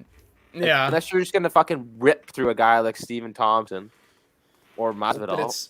But why? Oh my god! Why do that? What does that do for you? Nothing. Maybe he should rip through Masvidal. No, Masvidal wouldn't take that. He's going to do jail time anyways. Yeah, exactly. He's too busy doing fucking community service. Busy doing yeah. On the side of the it's too busy on the side of the IO6 of the. It was like a week after the assault. He's literally behind like I know with the mayor. I know. You might get a pardon from the mayor. That's what the fuck I read. I was like, "Are you fucking that's awesome. serious?" That's the best. I love that failed state you call a country. Okay. We talked about not getting too political last night, but yeah, it's fucked up. Like, it's crazy. But there's not really like. You're in the stalemate now. We go up to middleweight. It's Colby or nothing, bro. Let's get. What are you gonna do? Colby or nothing. Vicente Luque? Fuck no. We can't. They're already fighting. No. He's fighting Bilal next weekend. Boy. They're fighting each other next weekend. Vincente and Bilal's next weekend. That's the main event, Jay. Like, there's nobody. It's Burns, Colby, and then Usman. Let's do Brunson. Yeah. I like the middleweight idea. Yeah, I like it too. But because there's guys that are beatable. Izzy's not the one. Like, Izzy, if he wants to actually use it, he's the best striker in the UFC. If you actually want to break shit down, if he actually turns it on, bro, you're not getting near that cocksucker, and he's gonna kick your fucking head off. He's gonna set you up like a demon. Brother. We don't strike, brother. We smash, brother. The pressure from the takedown will definitely change all of that shit. But I still see Izzy, especially with his hands, the check hooks. He's like Anderson if he wants to be, bro. Like he doesn't choose to be all the time, but I don't know. He could run through that whole division as well, though. I think Izzy has to knock him out, though. No, you think Izzy beats him decision? Well, we haven't even seen fucking Hamzat. Let's see Hamzat go 5 rounds. What I saw is he can eat a shot. He can eat a shot. You're not just you're not just going out here being like, rounds. Oh, if you punch Hamzat, if you land on Hamzat with a good shot, but you can no longer say if you land on Hamzat with a good shot, you can murk this guy. Oh, he's totally beat. Yeah, but we saw him also get dropped though. He didn't chin it. He got dropped. His hand touched the canvas. He got dropped. Because he got hit by like which actually was more surprising to me. Yeah, he literally gave him no fucking respect, and then he ate him. Then he kept giving him no respect. Like I know it's a way to do it, but like that. Yeah, sometimes you're gonna fucking get, especially a massive overhand hook like that. That's just like fucking momentum and fucking gravity. I know he was like walking. I know. The way it was like a delay. It kind of correlates to being hurt, but like, is he about to be finished? No, not necessarily. No, he didn't look like he was about to get, but he got hurt. I was like, holy fuck. I was surprised. I'm screaming. I was like, Barrett's finish him. He's not necessarily going to get one bomb flatlined, right? Like, I don't know. No. But, I mean, I did see more chinks in the armor than expected, but I mean, I'm happy that I got to see him. Though, too. We literally just saw him strike for 15 minutes. Yeah. It's hard to grapple with a guy like fuck. It's maybe the smarter idea, and it's hard to grapple with a guy like fucking Burns. He's scary. Like I think it's easy to say. Like I said, like I think he should have given a bit less respect to the BJJ and tried to be dominant and tried to get that kind of not mounted guard, like the postured up strikes. You know what I mean? Like not even from the guard, but from like the raised guard. Dan, remember when he got kicked off twice? He got kicked off more than once in that fight. Remember, Gilbert? Yeah, because everything was just too antsy and quick. He just had to settle down more a bit. You know what I mean? And try and enforce the grappling and really try and just work on this guy instead of just try and go for the one shot finish and really try and just. I totally agree. It's a guy that you got to work on. I think it's a different. But like I think Adesanya would be done. I think he starts getting body locks on Adesanya, take him for rides. That's a whole different game plan. I think he would totally beat him if he comes in and decides to do that. He goes in here and he takes the path of least resistance. He knew that fucking against Burns, the path of least resistance is on strikes. Yeah. Did he get overzealous and caught a couple times? Yes. Yeah, and maybe the path wasn't to knock him out. That's a chink in the armor against. He got caught a couple times. The fact to be scrupulous and be like, oh, the guy got caught a couple times by the guy that's ranked second in the welterweight division, and that's what fucking we have to say about the performance, other than 2 pretty much almost flawless rounds. Like the guy's legit, beyond legit. I'm the same way though, Myron. I'm the same way, Myron. To be after the Romero fight, I want to see him get his face smashed. Agreed, man. It was crazy. Like I didn't want to get into that fight, but yeah. I can't stand Izzy. I don't like him either. I don't like him anymore. I don't like him anymore at all. Like as a fighter, as a person, he fucking sucks. But dude, I know his skill set, his ability, what he did to fucking Borrachina, like the way he whooped Costa, like he wasn't shit. Yeah, like he fucked his timing is what I'm talking about. His accuracy. When he actually the Gastelum Adesanya still exists. It's just waiting for the right opponent to make him fight. Other than all that, I can't stand him. I'm right with you. Costa in that fight though, like have few people looked worse in a fucking title fight than fucking Costa in that fight. Bottle of wine deep Costa. What the fuck? I don't even know what's going on with that guy's career anymore. Oh, he's fucked. He's turned into a Twitter fucking soldier. Yeah, he's crazy, dude. Twitter soldier. Yeah, you're pretty much right. The only knockouts he serves now are on fucking Twitter, which is disgusting because he's got so much potential. My theory is that's not him. No, it's not him. It can't be. It's too active. It's too active and it's too fun. We were talking about it on Fight Guys. There's no way it's his content's that good because he's not that funny. We would have on his build up. We would have heard him be funnier. You know what I mean? Like guys who are naturally that funny, like they'll talk and they'll talk. Those stuff they'll say will be funny. Like not even just the memes. They'll say funny shit. Costa doesn't say funny shit. Maybe it's his broken English, but he's just never been funny. He's serious and he's very dumb. Honestly, like he's a meathead. He's a fucking meathead. He's kind of like Tito, right? Like saying the shit like, "No, I stay at 185." Yeah. Saying it's like he's not 185 again. Ever. Like we're gonna have to talk about that shit. Yeah, we're gonna have to go talk to this idiot. Like, don't even listen to him. So it's like at this point, like the comedy's A tier now. The shit that's being posted on his Twitter, there's no way it's him. Feed Costa to Chimaev. It'd be awesome. I think that's probably the most risky fight among there though. Like you give all those other ones, like full respect to the Reaper. It's a very tough fight for the Reaper. Cannonier, I think he is able to handle Cannonier. Yeah, same. Marvin Vittori, yeah. Marvin Vittori's a tough fight, but that would be good too. Yeah, it's like tough grappling, but like on the hands and feet, I don't think Marvin's sharp I think enough. you're right though. I think if he did move up, there'd be a lot more exciting fights. But his jab pat, like in light of it all, like when he was relying on the jab, both like fucking southpaw and orthodox, especially the southpaw, the power right jab. Mm-hmm. It was nice on the rewatch. Like it was like we weren't really obviously being able to play too close attention in the flurry of everything, but like the jabs, his jabs very nice. Mm-hmm.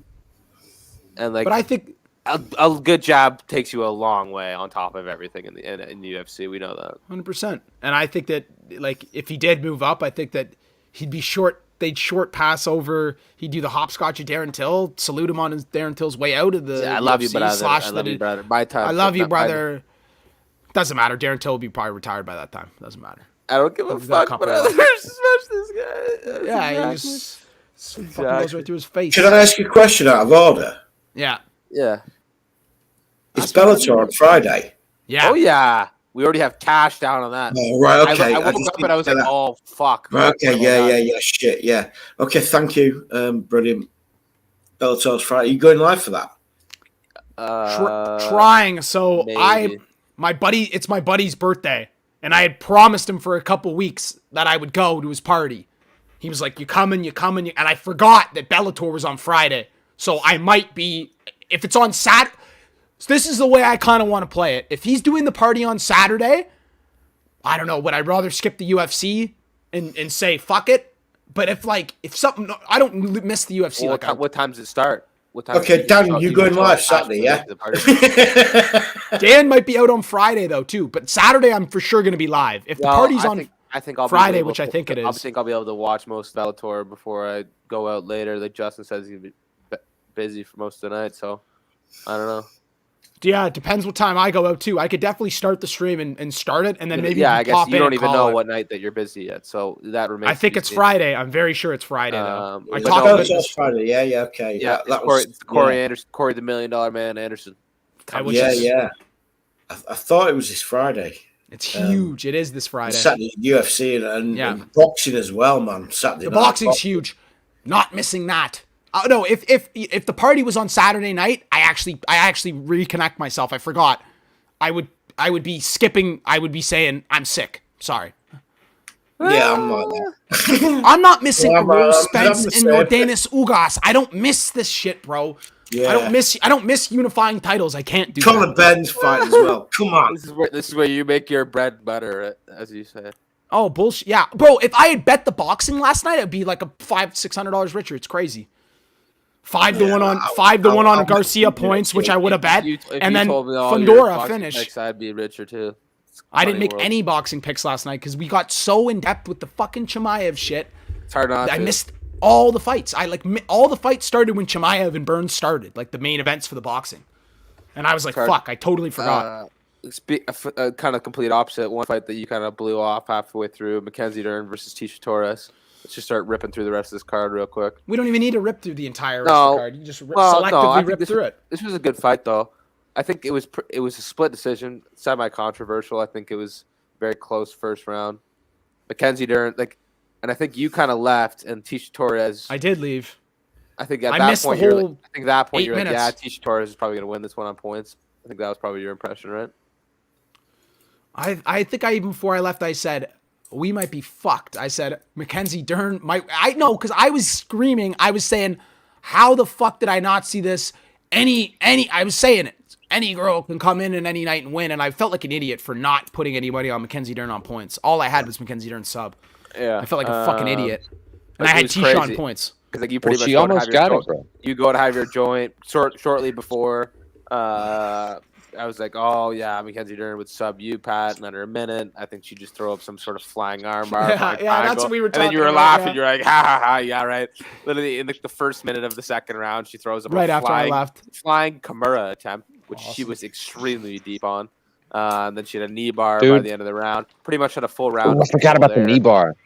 And then the third round was very close, but I think yeah, I don't know.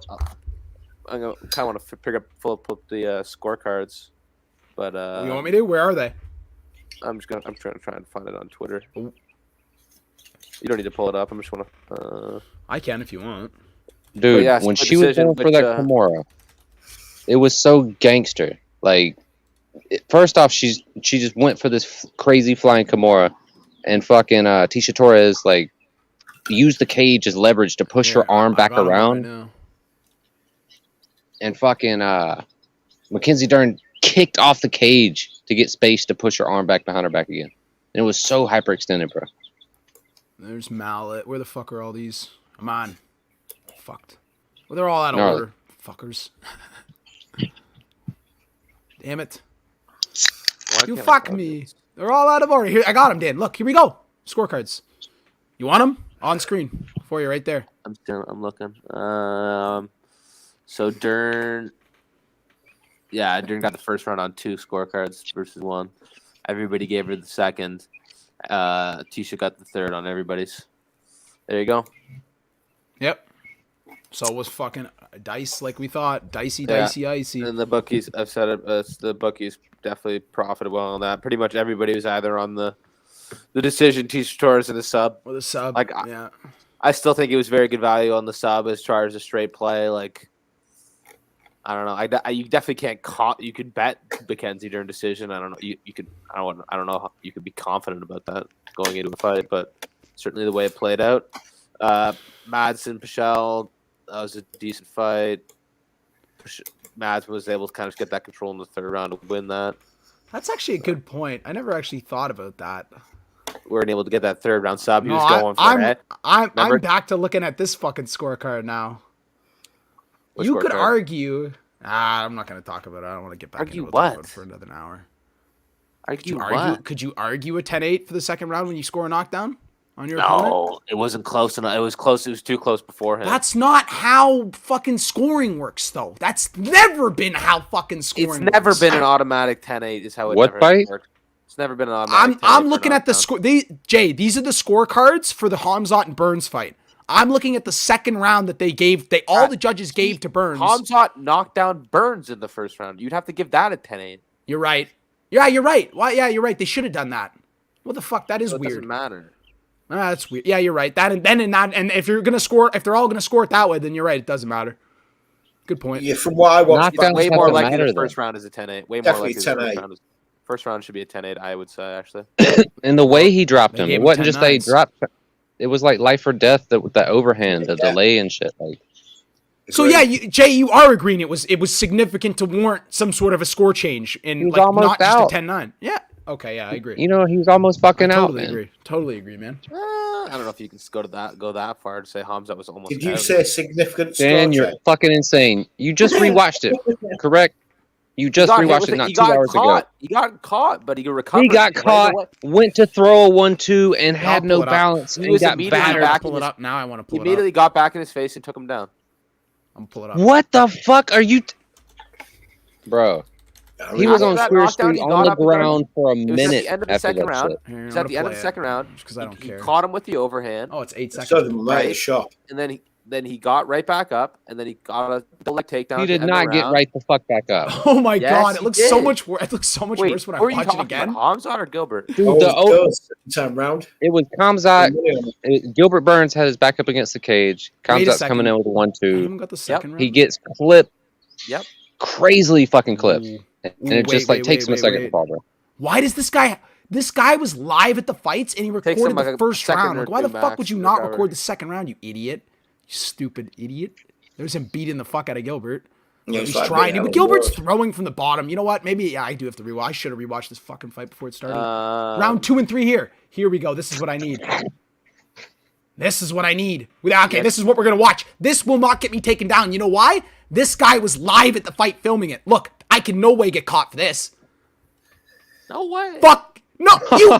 How? Says every guy Fuck who ever you. got a strike. How? Famous last words. Shut up. We're not going to watch the whole 5 minutes. What is this? The full fight? Full second round, bro. He filmed every round. Go to where he Well, got yeah. dropped. I am. Oh. Wait.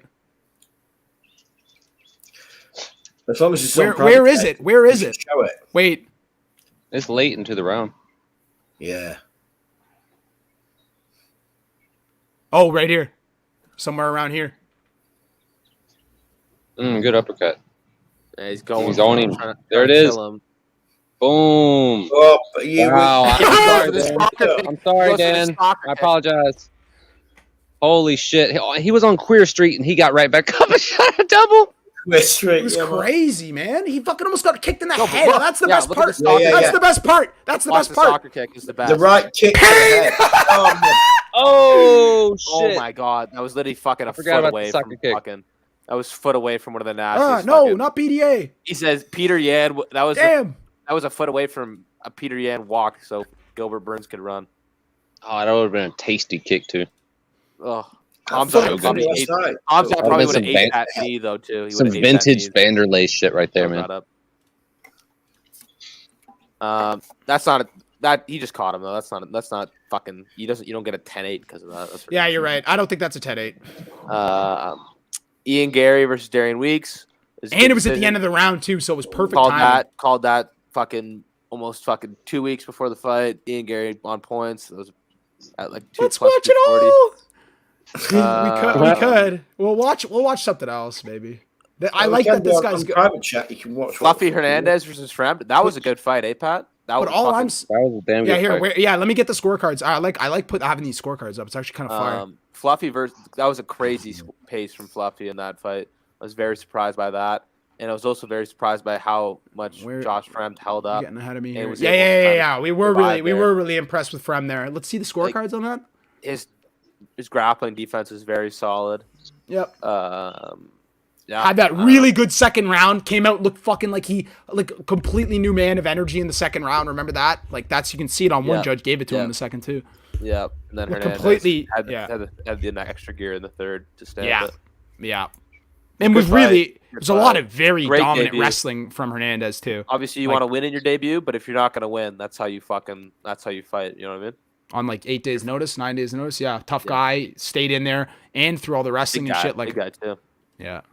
I'll He was bet way. Yeah. I'll bet him. That's the thing Some too. point. Like we were talking about it last night. If Hernandez was at 170, he'd probably be a killer, or he'd definitely be definitely. I don't know though, man. Like, if only, ton of these guys. to me, that just looks The like a pace guy that was could incredible, though. Oh, Pace fucking pace was phenomenal, man. He would have absolutely broken a lot stamped of it. guys. Broken a lot of guys and subbed them. I know you were on the second round sub. I think that was a very good bet. I did have the second round sub. It was heavy on it too. That's what I picked in It the was a thing. good bet. It was a good bet. Yeah. You can't really fucking think Fremd is going to be like that fucking. Didn't on he top. have him in chokes? Yes. Like he had him in the one at the end of the round too, Yes. right? He fucking cranked it and he flipped him over. Yes. He had him. Close, bro. It was very And then close. he almost had him in the third, and you're like, oh great, of course he will. He'll do it I don't really now wanna just to talk- fuck me. I don't really want to talk about this fight longer than I have to. Raquel Pennington versus Aspen Ladd. Aspen Ladd makes me sick. I hate betting on low I don't even IQ know. fighters, especially women's fights. That's my biggest regret of the night. Fuck me once, fuck me twice. I'm like, oh, she looks good on the scales. What, like? She shouldn't even be in the UFC, I don't want to bet. bro. I don't want Okay, to say more than I want Yeah. to, but like, I think my kind of main breakdown is, I think the Norma Dumont fight, I thought there was more going on. I was like, oh, there's a reason why she's fighting like shit and not employing her game plan. But I think she's just shit. Like, I don't know what's going on. Like, I think she just fucking is low IQ, doesn't know how to win a fucking round in MMA. When you have an advantage and you don't even try to employ it for the first 10 minutes, and then you fucking win the third round using that fucking advantage, it makes me fucking sick. Yeah. I'd rather you just go out there and blow every round. I'd rather you get knocked out. And I remember clearly last night laughing my head off the way that she was walking at fucking Raquel. Bro, and I remember imitating her. And she's cat pawing and shit. I'm like, what the fuck are you doing? You look like a guy. You look like a coach with the body protector on that holds mitts that just that's just walking at you to just give you a look to hit. You look like shit. I was like, what the hell? What are you doing? You can't have her in the UFC. You can't. That's a bad name for, like, come on. If we're trying to build women's MMA up, it's not going to be with having, like, your 4th ranked person looks like they can't even fucking fight. Not even just IQ wise, but stand up wise. She can wrestle a little bit, but great. It's I don't even know, man. It's not fucking. It's not what's that stupid grappling league? The fucking female one, Pantera. It's not fucking that, man. Like, come on, it's crazy to me. Let's move on. Yeah, move on. Well, we're off of that now. The Burlington boy, Mike Malott. That's how you fucking make a goddamn debut. He's down here. That's how you make a goddamn debut. Maybe one of the greatest. Down here. I was wrong. Maybe one of the greatest Canadian debuts of all time. Fuck off. It was awesome. What are you fucking talking about? You get? Did you no use the word scorecards? Yeah. That's brilliant, mate. And what, mate? Right. Well, yeah. What was that? You try to speak fucking. He was doing it last night. You missed it. He did it a couple times last night, and it came off like it always does. It's Scottish. Dan always sounds Scottish when he's trying to say it. No, we were doing it last night. I know, but he comes off with this weird twang. He was doing it last night a couple times. But yeah, it's not Scottish. It's more like cuntish. It's pretty close. It's very close. Yeah, cuntish and wankish. Yeah, definitely. Yeah. But what a fight! No, the Mike Malott fight was awesome because I don't know, like Malott, Gall was kind of one of these guys. Yeah, he came in and did what he needed to do. Human Malott. Yeah, I like the Human Malott too. I think that's a better nickname, but I like it. We'll call him that. Does he have a nickname? Yeah, it's fucking Prime Time or something weird. He's got a weird nickname. It doesn't make any sense. Like it doesn't make sense. Proper. Yeah, like Proper 12. We were talking about it. It sounds like Proper 12, which is disgusting. Puts a disgusting taste because it's gross. Yeah, he's got some pop. He landed a fucking very clean strike. Was it like a counter, right? It was like a counter uppercut or hook. Counter left hook. It was awesome. He did have Mickey Gall waiting in, but Mickey Gall was looking like a clowno too, like slapping and shit, like open hand slaps. I was just on first watch. I was like, Mallett's like, if maybe these slaps are hurting Malott, but I'm like, Malott almost looks like he's just trying to get out of the way. But Mickey Gall's got the reach and he's swinging his arms around. And I'm like, what the fuck is Mickey Gall doing? I think was it the women's fight and then the Malott fight? Because I was like, at this point, I was like, was it? Yeah, it went Ladd and then it went Malott, right? Like that's how the fights went. At that point, at that point, I was very focused on the hand movement from a lot of these fighters and the work, and I was like, holy, what the fuck am I seeing tonight with some of these guys? Some of these guys need a goddamn lesson. Because to go in there and to not be able to throw fucking punches like a normal human being is ridiculous if you're a professional fighter. But to each his own, man. If you're like a guy like, and this is a perfect segue into a guy like Alexei Oleinik, you don't fucking have to. You know what I mean? Damn right. Sometimes you don't even have to. And Alexei Oleinik's a perfect example. King. 60-win king.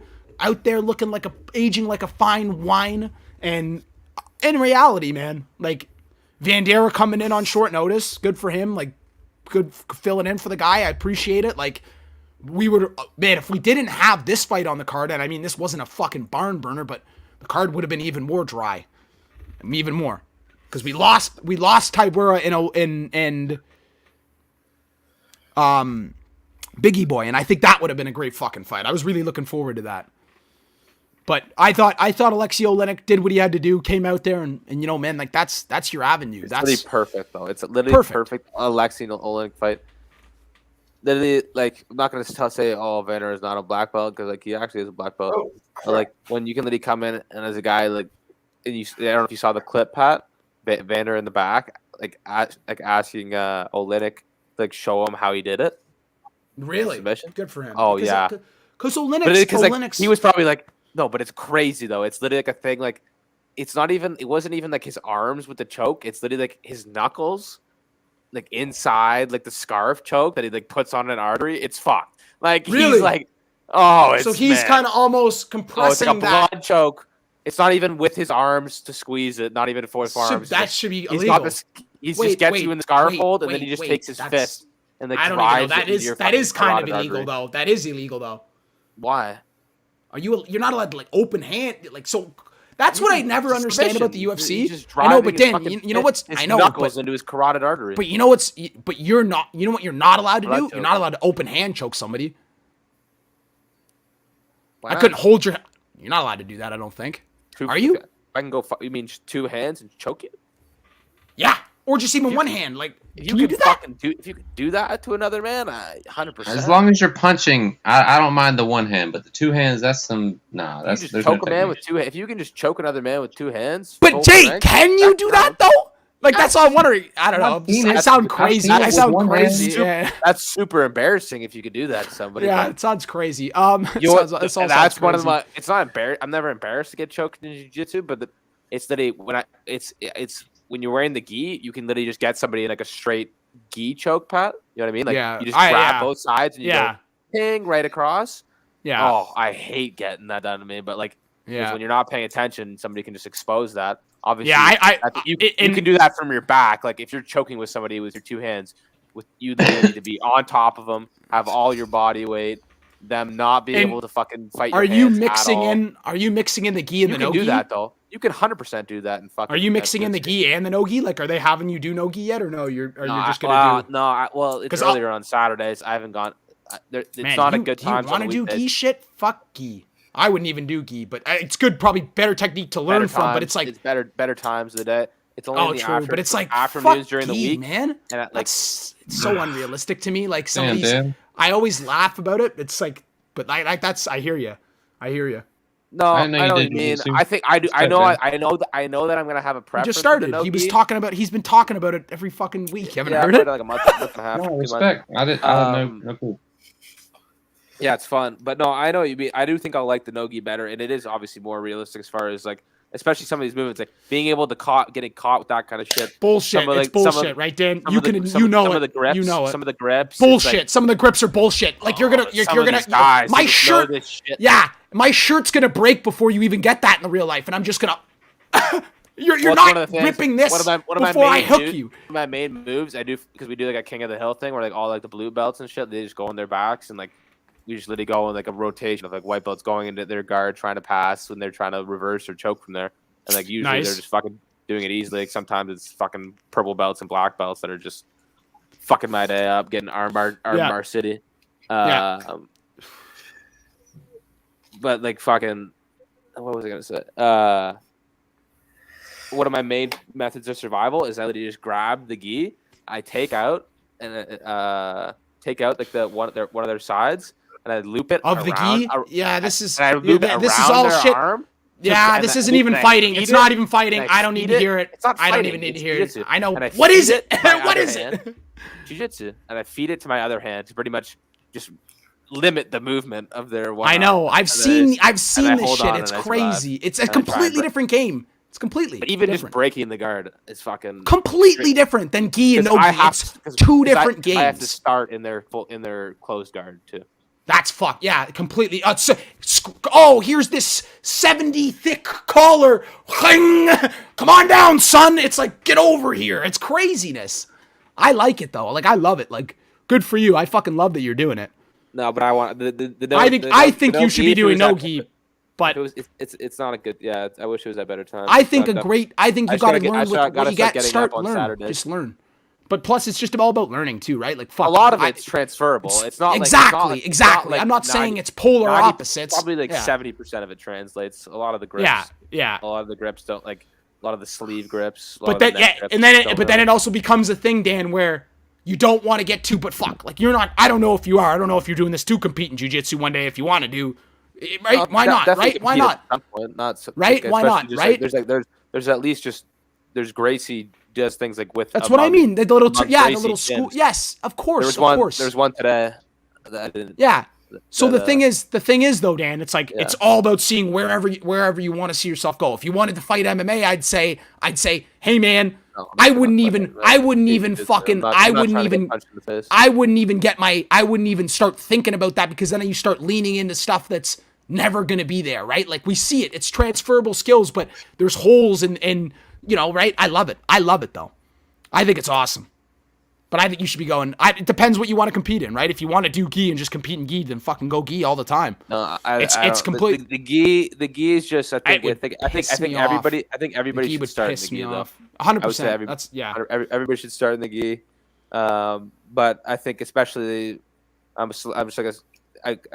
all based on like quick movements when I do most of my shit. Yeah. And like fucking, especially majority of the time, I'm not the biggest guy, so. I think that I get more advantages in no gi too, but yeah, it's fun though. It's especially when you can enjoy it when you're just going getting your ass kicked too. I think that's when it's part of it, man. That's always part of it. Always. Pierre Rodriguez was able to pull off the win against Kay Hansen. 3-0, 3 losses in a row for Kay Hansen. You think she's gone, so Pat, or what? Oh yeah, we've talked about this. She's fucking. Didn't we already? Honestly, but I think she needs it. She needs. Where is she? She's 7-6. She's 7-6 now. 3 losses in a row. Yeah. What did the score? Right here. Did Pierre win the last 2 rounds on all the cards? Last 2 on every card. Yeah. I'd check it. Yeah, pretty easily. Obviously a lot of people going into that fight saw a lot of takes. People were very confident in Kay Hansen, betting her as an underdog. Be like, thinking that she had the grappling advantage, and then we see Pierre Rodriguez control the grappling in the last 2 rounds. That's just a lesson in why you shouldn't bet women's MMA. Yep. I think Pierre is solid though, solid fighter. But Dan, just to count off that's how many misses in a row for Kay Hansen. Did she make or miss? She missed. No, yeah, she missed weight. No, but she usually makes weight. It's her first miss ever. Is it actually her first miss? Yeah, but you can't beat that combo, Pat, on your 3rd loss in a row to also miss weight. Not great. You're really giving them. Not great. Not really giving UFC a ton of way to be like cutting you a lot of slack. Be like, not even being a professional at the end too. That's good. 7-6 now. Maybe you go out. Maybe you go out. You fight on LFA. You fight on Invicta. Get that record back up to like 10-6, and maybe we see you back in the UFC. How about that? Dan, you've got so much time for lady fighters. I have none, personally. Yeah, I got none. What about your girl, your Leeds chick, Blonde Bomber? What about her? Ebony Bridges. She's boxing. Different sport, mate. I agree. I'd say the same thing to you. No, okay. Go to the next one. We're going to this one. Arce Santos. Ebony Bridges. Wow. Yeah, she's amazing. Yeah, another regret of my betting wise. Yeah, it was this one. A couple of regrets. Should have put a straight bet on Santos. I think I put too much fucking. I should have just stayed with the unders. Put too much merit in the bad weight cut from Arce. I think he really tried to just make the weight, really trying to drain himself, but ended up looking fucking fantastic in that fight. Did exactly what he needed to. Get on the outside, use the jab, and showed the newcomer what it's like to compete in the UFC. I think Santos, as we fucking said on stream, guy's got skills. We'll see him be a strong competitor. But yeah, took a loss. Took a loss in our first fight of the night. Not easy, and we did not get our under, unfortunately. Yeah, that's really what killed us. I think it was a good bet. The under. I think it was. Yeah. I think it's a good bet though. We saw I think it was obviously a possibility that Santos had a chin like that, but if he didn't, he would have got finished. Like a lesser fighter would have got finished, and we didn't know it was Santos. But this guy, he's gonna tough fight for whoever fights him next. 100%.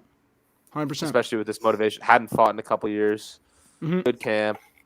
And yeah, hey, if anybody needs to mentor him how to bounce back after a couple. Oh wow, that's a massive woodpecker outside. Oh my God! Come on, don't. That thing's huge. Oh, so off topic. Like, what the fuck was that? I was like, what the fuck? I think if there's anybody that can mentor Santos after taking a loss early in his career, it's Charles Oliveira, current champ. Yeah, 100%. And we saw him there after the fight with him, and I'm looking forward to getting Santos, to seeing who they give Santos. Like I was saying after the fight, they could give him a killer and just kind of classic with this with these undefeated / pretty decent level Brazilian competitors that come into the UFC. They kind of don't really cut a lot of them too much slack, and they'll kind of throw them into the ringer with guys because I think they know the circuit that it's been off of, and they've proven themselves through. They kind of put a lot more stock into the Brazilian circuit, at least in my opinion. So I think, what are you pulling up here, Dan? The fuck's he doing? My bets for the week. Oh, okay, yeah, let me pull those up. I'll put, because we're done, right? That's every fight. I think we've been over every fight now. That's the entire card we've been over. So I thought it was a good fucking card, though. Let's see if anything else. We didn't really even look at. We didn't look. I'm just looking at these. Awesome. Fucking hell, Joe. The fact that you giving have more able 10-8s for that. The fact that you were able from these last 2 wins on Aljo to siphon out, it's awesome. To make the money that you have is over arguably one of the best, maybe one of the greatest feats in gambling history. That's why I always say it. I'm your capper's favorite capper. I might not put anything out there, but I'm your capper's favorite capper. That was mental. You're Houdini's favorite capper. Exactly. Okay, I'm gonna remove that. Bellator to UFC Friday to boxing Saturday. Yeah. I mean, it's going to be a crazy weekend, man. The whole month. And then guess what's next weekend? Not this upcoming weekend, but the next weekend's Fury and White. Yeah. So we've got like three this week.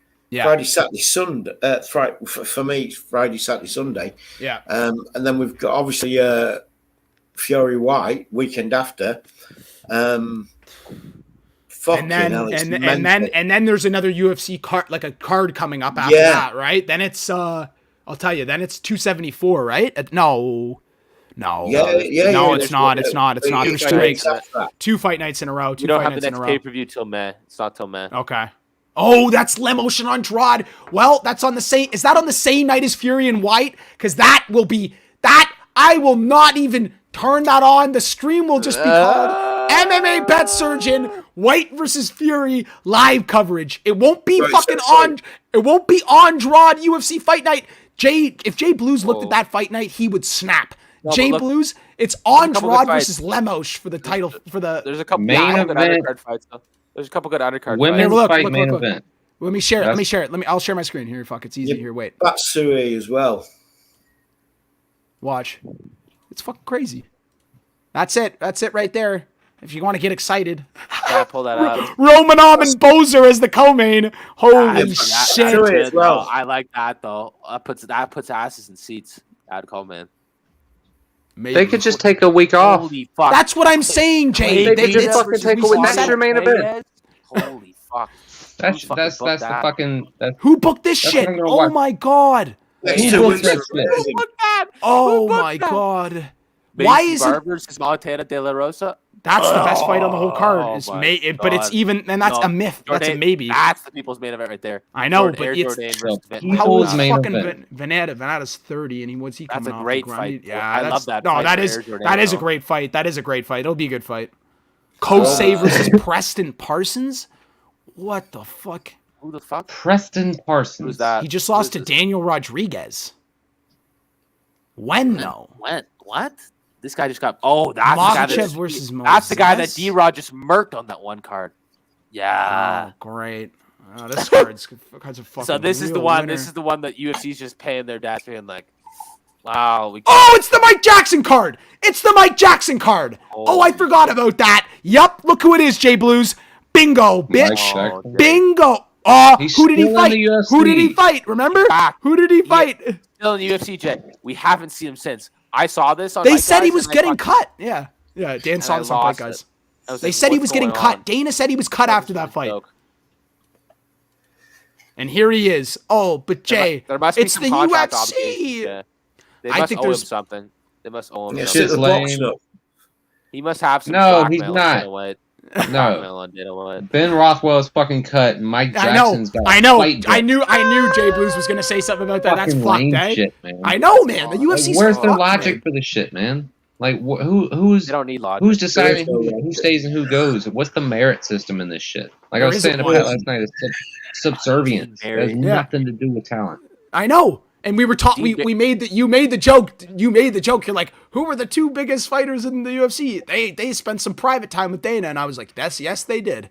Yes, yeah. What did Conor and Ronda do to get as far and as big as they did? Some shit behind the scenes, bro. Like it's some WWE Vince McMahon like remolding. Anyways, I'm going off on a tangent, bro. That's fucking. I like it. You're right. You're not Mike wrong, fucking. Tyson. Who's Mike Jackson fighting, bro? Bro, he's fighting a nobody. Look at this shit. He's fighting a guy named Dean Barry, who's not a nobody, but he's 4-1, and he has fought. Look at his last opponent. 6-31, the Spider Monkey. That guy's pretty good. Oh my god. No, this is the guy he just fought to make it into the UFC. Like, what are we doing here at this point? He knocked him out in what, 30 seconds? He knocked that guy out in 30 seconds the last one? I hope he did. The Bellator card Friday. Yeah, he'll probably do the same thing to Mike. Yeah, Jackson. the Bellator card is. That's why I'm pissed that I have to go to this. Well, I'm not pissed, but let's go see the rest. Yeah, but you're not going. Look at that Barry Gem. I am going. I have to. I promised my buddy I would go. No, but look at that. I'll see if I can get out. No, but it depends what day the party's on. If the party's on Saturday, no. I don't really want it. No. I'm not missing Ugas and Spence. I told you the party's on Friday. I'll miss the Bellator, unfortunately. I'm not missing Saturday. I'm not. Don't worry. Don't you worry about that. I'm mad. I'm mad. I have to miss the Bellator because the Bellator card is better than this. Yeah, I start early on Saturday. I start early. Look, there's Manel Cape, and he is. This is a great fight. This actually might be low-key fight of the night. Who's buried on fucking this card?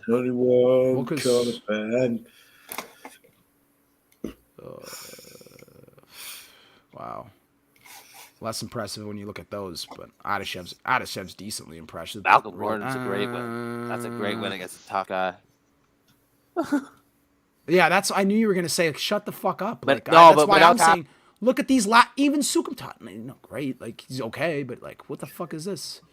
But trust me, only time I'll ever say, right, is getting better early on Conor Benn this weekend. Rounds 6 to 7 finish. Because as it comes closer, it'll come tighter. Everybody's going to bet on Conor Benn. Yeah. So if you can get Conor Benn now, round 6 to 7. Yeah. There we go. Yeah. That's what I'm predicting. Okay. I think last 2 boxing fights I've predicted. I think you've made money. But I am a boxing sharp myself. Yeah, but you've made money on me. I have. That's too far. I love that. I can't even. They're not even letting me bet the rounds yet, Jay. Honestly, I'm not on my why we lost? Not yet. I almost lost money last night. It's because we didn't have you there, Jay. Didn't have you there. Probably. Also cooking up the plays. Like, I'm sorry, bro. The energy was shifting. They're not even letting me bet on the rounds yet for Spence and Ugas. Yeah. They're not even letting me bet Vic. They're just giving it straight. It's just straight line. That's it. Like, fuck them. He'll win first. He'll lose first one. So he'll sort of check it out. It'll be 10-9 round or whatever it was. He'll win second, third, fourth, fifth. By 7th, he'll have him knocked out. Yeah. Who's he fucking fighting again? Yeah. I'll just roll these quickly so we can wrap up fucking 273. Yeah. Van Hayden. Yeah, I don't even know who that is, but I've heard of him before. He'll fucking beat the shit out of him. Yeah. 7th round, he'll knock him out. By 7th, he's knocked out. All right. 6th, you heard it here first. I'm going to put 30 quid on 3-4 and 30 quid on 6-7. There you go. Holy shit. So I bet the 5th. Maybe, yeah.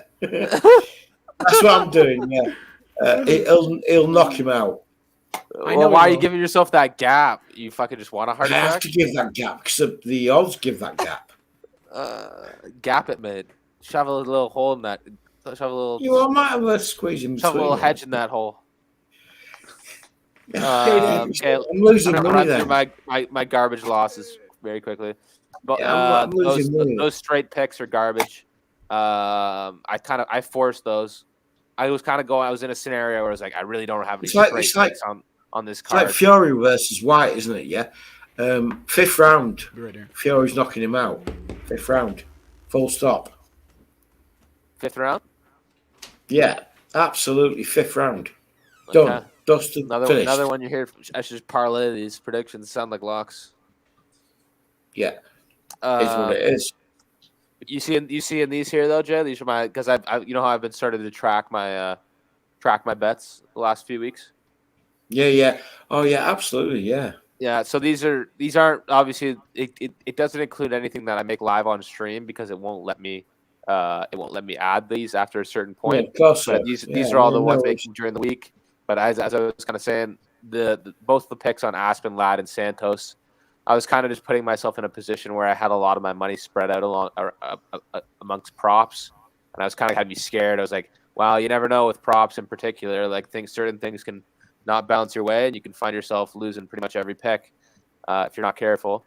But not a good strategy. Just take a couple 2-unit shots on some underdogs who who definitely had upside potential, but not nearly as confident as some of my other picks. So I definitely forced those. The Chimaev finish, I'm betting those every day. Okay, yeah, that. Ian Gary decision. I think that was a solid pick. I was on that very early. One of my first picks. The over should have put more on the over 2.5, over 3.5. Peter Yan. I was a bit nervous about the 4.5, but if I knew Peter Yan was just gonna fucking take him down in the 4th and 5th round and not try and kill him like did fucking Jose Aldo. Probably would have fucking hammered the 4.5 as well. The 4-5, I really like those. Again, didn't know Jan would fucking rest on his laurels. The KO TKO, fucking that doesn't really. 5 units total. Still doesn't really totally represent my losses there. That I added during the card. Anybody live would know that I at a certain point I was like saying, "Fuck it, I'll just pay for the dinner." I said, "Everybody, I'm paying for dinner with Hamzat KO TKO pay-per-view. Don't worry about it. I kind of forgot about it. And the pay-per-view. KO TKO." Oh, I forgot about all that. Yeah, those are two other bets that kind of Dan was making. Those are bets that weren't even on the table that Dan was making. Being a good host is what it is. Yeah. Dern by sub. Yeah, obviously we taking that shot. It was a good number. Got the fucking Volkanovski with the finish. My saving grace. Yeah, that was perfect. 15-1 on the round 4. That's insane. That's fucking very nice. That's how. Obviously, we doubled and tripled down on that right before the fight to cut our losses. Unfortunately, slight loss on the night, 0.87 units. But over the last 3 weeks of being tracked, still up 26 units, 41% ROI. Looking for a bounce back week. If I'm gonna take a loss, hey, it might as well be not even a unit loss as far as track. So on to next week. Absolutely, on to the next week. I love it. We've been having a fucking bunch of good weeks, and it's been a great time. Yeah, man. If this has to be my bounce back to reality, fine. So exactly. If this was the week that was like, hey boys, you fucking relax a little bit here. Maybe don't get so dicey with your shit. Yeah, cut my brakes. Yeah, cut your brakes. We got out pretty clean on that. Just fucking dicey ass. Next week, man. I haven't really begun the research process. Don't imagine it's gonna be a week where I'm gonna have 30 units bet. Just saying. Just saying. You never know though. Could find. I don't know if I'm gonna have fucking like $1,400 pre-fight, pre-card down on these fights like a nut fucker, like just some crazy. Especially like it all kind of came together, right? Like having the week off, not betting money, just being itchy, building up throughout the week, just betting more and more. Oh, this looks nice. This looks nice. Yeah. It was fucking cool. See, that's where it can bite you in the ass, right? You get on a line early, but then it can always be like you're playing into something and you're so deep on it. It's just like it could have been worse, man. Let's just say it could have been worse. You want to pull up the Bellator real quick, or you want to wrap it up? No, I'll pull up the Bellator. But yeah, let's pull up the Bellator just in case I don't get enough time to get to it during the week, even though I think we will. I might have a busier. These next 2 weeks for Fight Guys might be a little bit busier. Fight Guys, not this week, but Fight Guys next week. I might have to take off because I'll have my final that week. But that's it. Oh, what? I think actually, you know what it is? Actually, my final exam. Is that so the that's 20th? it. Is that the 20th? Oh, that's the Lemotion thing. Yeah, that's perfect. No, that's not the Lemos. That's I think there's like a PFL card on like a Wednesday. I won't be there. I got fucking. It's like a good one though. It's a good one. So what you're saying, right? Is you just ignoring Bellator next week, then? Yeah. Pat, it has your guy Houseman. Your guy Houseman. I know. I'm looking at it right now. It's kind of upsetting. And Shoeface is the co-main event. And Shoeface and Clay Collard, Jeremy Stevens. Oban Mercia, Akhmedov on there. It's Clay Collard, Jeremy Stevens. Fucking, that's a great card. Martine Hamlet. Oh wow, that's better than the fucking UFC. Yep, that's better than this weekend's UFC for sure. Stevie Ray. Oh, I love Rivals Stevie Bellator Ray. too. Bellator is very top heavy in my opinion, but there's a couple other gems. Okay, Jake Blues. Yeah, what's up, man? Are you doing live? When? Well, after this. Sure, why not? Why not? What else, man? We're all going over Oh there. no, music, man. Bit of music, man. Love it. Yeah, I'm down, Jay. All I need is those top 2 events. Cheers, bro. I don't care about Aaron Pico. This fucking I'm kind of mad that it all kind of lines up that I'm not gonna be able to go live for this. Bellator really does line my pockets. Yeah, but you really just need to watch the replay of the fucking Corey Anderson fights. See if you're Dan, you need to go to your friends. Dan, yeah, you know whatever party I'm at, I will have it. I will be yelling at people to put that fight on. I'll be screaming at motherfuckers. I might even Corey Anderson one bomb someone after he knocks out Nemkov. Worst case scenario, I might just punch someone. Yeah. No, whip out your phone, throw on YouTube. Bellator. What? Dan. Yes, sir. Oh, you're right. Why don't you go live, man? He can. I'm saying is I might not go out. It's my cousin's birthday. Whoa! I'm just shouting. Oh, sorry. I might have to also go. It's my cousin's birthday. Okay, so you're a cunt as well. Cunt. If I didn't go out with my cousin. No, don't worry, bro. Honestly, I'm only joking. I fucking no, but really, like, this is a good. It is a good. Enjoy, fucking, man. Forget Bellator. Forget us. Right, we're going with these bets. We're gonna be over there, fucking drinking. Yeah, don't worry. Forget us later. You crack on. We need to figure out when the next UFC UK card is in. But this starts. This will start in. This will start at 7. So that'll be late. It'll be late. Yeah, but I have no problem with 14 fights. 14 fights. That'll be late. It'll be ending Bellator pacing with a break and some shit. That'll be late. They'll do an hour. Yeah, they'll put an hour in there and just fuck you. And Pitbull fight will be around 12:30. Pico, that guy was on the card already. I forget who was fighting before. Maybe not. I'm pretty sure he was. Oh, interesting. So this guy was supposed to make it on to the Contender Series. Had a bout with McKinney scheduled. Oh, wow. Edwards fell out with an injury. Wasn't able to fight McKinney. So now he's how is he lost? Pillaged his way through 3 separate organizations: Ultimate Battlegrounds 4, HR MMA 116 12-year anniversary, and XMMA 4 Black Magic. Oh, he was on the Black Magic card. I know. He wasn't on a different fight on this card. He just fucking, because that guy missed weight. He's super pissed. I watched. That was the John Dodson fucking shit. Yeah. Oh yeah, he looked pretty good. Pico will fucking blast him, but he looked pretty good. Thank you. Who's he talking to? I don't know. Sounds like he just got food or something. Okay, but other than that, like, I don't know. He's been knocked out before. Yeah, Pico may fucking schlock him. I just think realistic. I know that we were talking about it last night, but I think it's fucking it's Corey Anderson train. I'm all over Corey Anderson, man. I'm riding heavy with Corey Anderson.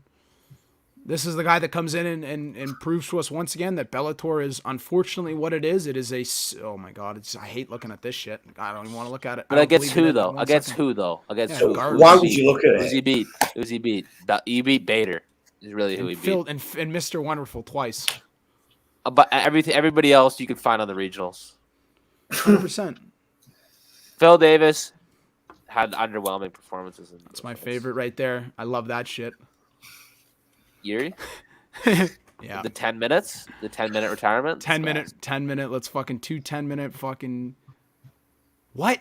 1 10-minute round plus 5 2-minute rounds? That's kind of dope how they used to do that. I didn't even realize that. What? Fucking Ryzen and shit? They fucking do whatever they want. Yeah, we'll just do it however we want it. There isn't props up for that fucking Bellator shit, is there? Is it just fucking... What do you mean? Yeah, there is. Oh, look who's up. We're probably, if you want to hop on, you definitely can, Doug. I don't blame you if you don't want to. Yeah, I don't blame you if you don't want to, though. We've already kind of been through the entire card. You could go back to the start if you want our takes on Sterling. Pat, obviously, I don't know if you fucking realized, but Pat did have quite a bet on Sterling split decision. But I was screaming at the Russian all night. I was screaming, we are not, that belt's never going back to Russia. Clip. Yeah. And then from that point on, he probably knew what that meant. He probably knew what that meant. Yeah, you check it in the meantime, can't you? What'd you say? It was one of those cards. There was like, I mean, check it in the meantime. I mean, you going absolutely fucking crazy. Yeah. Losing the actual stream and then going nuts afterwards that you'd won mentally. 4th round, knockout, fucking Volkov. Brilliant. It's awesome. Absolutely superb night. We had a great night. Yeah. But Doug, it happens, man. Some you don't want to plan it like that. Yeah, that's exactly it, though. You can't plan fuck all like that, can you? Some people, you lose a small fortune. How can you plan that sort of shit? Can't. No, but some people may lose a small fortune on on Hamzat, and they may say, "Okay, let's go, folks. Yeah, Doug, love you, man. Time to pack it in, go home, and count our losses." No. Yeah, but here we say split decision, Sterling, round 4, Volkanovski. I'm almost surprised you didn't parlay those up.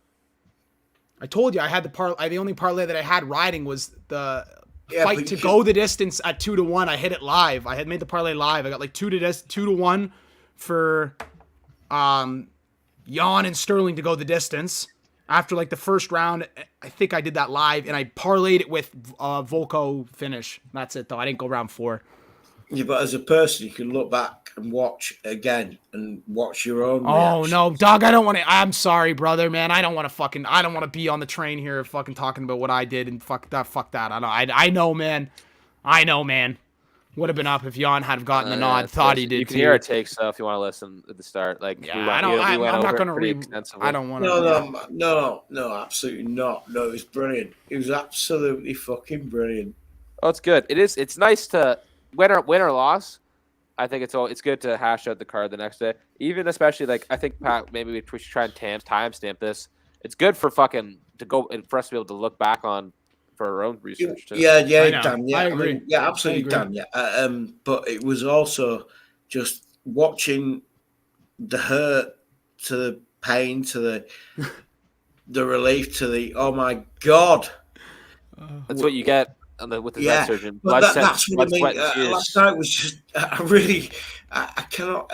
I'm not one of these people. You know me, guys. Yeah. Right?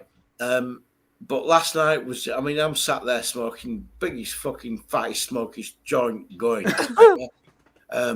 Absolutely stoned to fuck. Yeah, and watching some amazing emotion from. Oh my god. I'm dead to, oh my God, I'm alive, which was just, oh no. Honestly, right, last night was just, I have to, honestly, Pat, right, yeah? And I never, you know me, right, I never blow smoke up anybody's ass. Yeah. Right? But last night was just fucking brilliant, honestly. It really was. And anybody who's watching this back last night really wants to watch it back because it was just fucking brilliant. It was like I basically should have been cast, and they should have said, Mark Wahlberg, we're not casting you. No, man. We're not casting you in the role for the gambler. We're casting this fucking guy. He's got raw gambling emotion. Absolutely, you should have been fucking limited. Yeah, I agree about to one point. Jay, you blow more smoke than a chimney. But yeah, I know this is. No. I'm joking. No. I'm joking. I want to look at this though, and this is the best thing that if you're Doug and if you're anybody that gambles, this is the biggest important thing. I look at all my bets and I feel no less confident about my ability to predict fights. That's what matters the most. What matters the most. Well, it's some, right? Like there's a ton of my losses this week and last week where I'm firing them right again. But I gotta be able to look at some of these, like the Santos and lot. I force those. Can't be doing that stupid shit. When I'm throwing around fucking $40 when I don't need to. I could use it somewhere else. Yeah. I knew I was more confident in other things. I forced it. Especially just Volko. We were dead confident on Volko. Well, like that was. Apparently, I'm down to $18 now. So there's arguments. But it's good to move on to the next card. Not bad. 18's not especially when you have a loss. It's good to be able to okay, whatever. I lost on the next card. But it's good to break down your losses and realize why you lost at the same time. You got to have that 100%. Balance. So you. We definitely paid our dues last time. It was crazy. To bet. Oh, 100%. I'm always playing with. I'm never like uploading money like on my account. Like this is no, I don't. This is all. You do. You this fucking is all did money. Night. You were screaming, man. You were just like some sort of drowning banshee going. No, that's why though, because my whole account. Don't give a shit, right? No, fuck off. I'm not giving you shit. Like a banshee getting fucked in the ass, right? And you got it back. Yeah, that was huge. You were drowning, and you got it back. And it was brilliant. That's the whole point. Never give up, never surrender. Oh, it was awesome. That was right. What are you, fucking Rocky? Pretty close. Pretty much. We're pretty close. The Rocky of betting. Yeah, but that's what I'm saying. Down 4 you're the Rocky. Only you fucking afford to bet what you can afford to lose. Absolutely. I'm playing with all the house's money. That's what I'm saying though. I saw your bets earlier, brilliant, yeah. And you dropped in some beauties. Yeah, some gems. The 15. If I didn't hit the round 4, 15-1, I'm in rough shape. Yeah, and Pat dropped in last one. Absolutely fuck. I don't know what he bet, but wow. Round 4 knockout. I'm down short. Same. We were all into it. We were all into it. It was fucking awesome. Yeah, it was brilliant. I love hitting bets like that where we're all on the same page at the end of the night, and it's perfect. I was all fucked up. Had drunk so much whiskey over the last 2 fights. And like Jelly right there. I literally just like hugged Jelly. I was like, yeah. I just needed it so bad. The finish. His head was getting rocked around. It was awesome. But yeah, other than that, I think we're gonna. It was awesome. I think I'm ready to wrap. We're probably gonna wrap this up, but I think everyone's gonna head over to Jay Blue's channel, and we do a little bit. They're gonna do a little bit of music, a little bit of talking. Absolutely. A little bit of chillaxing. Yeah. Exactly. All right, fellas. Chillos. Everybody, take care. Everybody. Peace. Everybody, Peace head over to Jay Blues Radio, please. You're making one now, yeah. Yeah, I'll start something up. Just hang out for a second. No, I'll discuss. Yeah, man. Hang out. Post it here. Hang out backstage. Thank you everybody for coming out. This has been the recap of UFC 273. Crazy night of fights. Crazy night of capping. Crazy night of emotions. Thank you everybody for coming out. Unreal. Emotions on emotions. We will see you next weekend for the UFC. I mean, it's gonna be a nice week, and the boxing's even bigger. We'll be live 110% for Udenis Ugas and Errol Spence, 100,000%. Potentially Fight Guys too. We'll see. Oh no, Fight Guys this week. Come on. I mean, Fight Guys 2 weeks from now is what's up in the air. Okay, next week, Connor. Come on. Yeah. Okay. Thank you, everybody. Come on, Connor.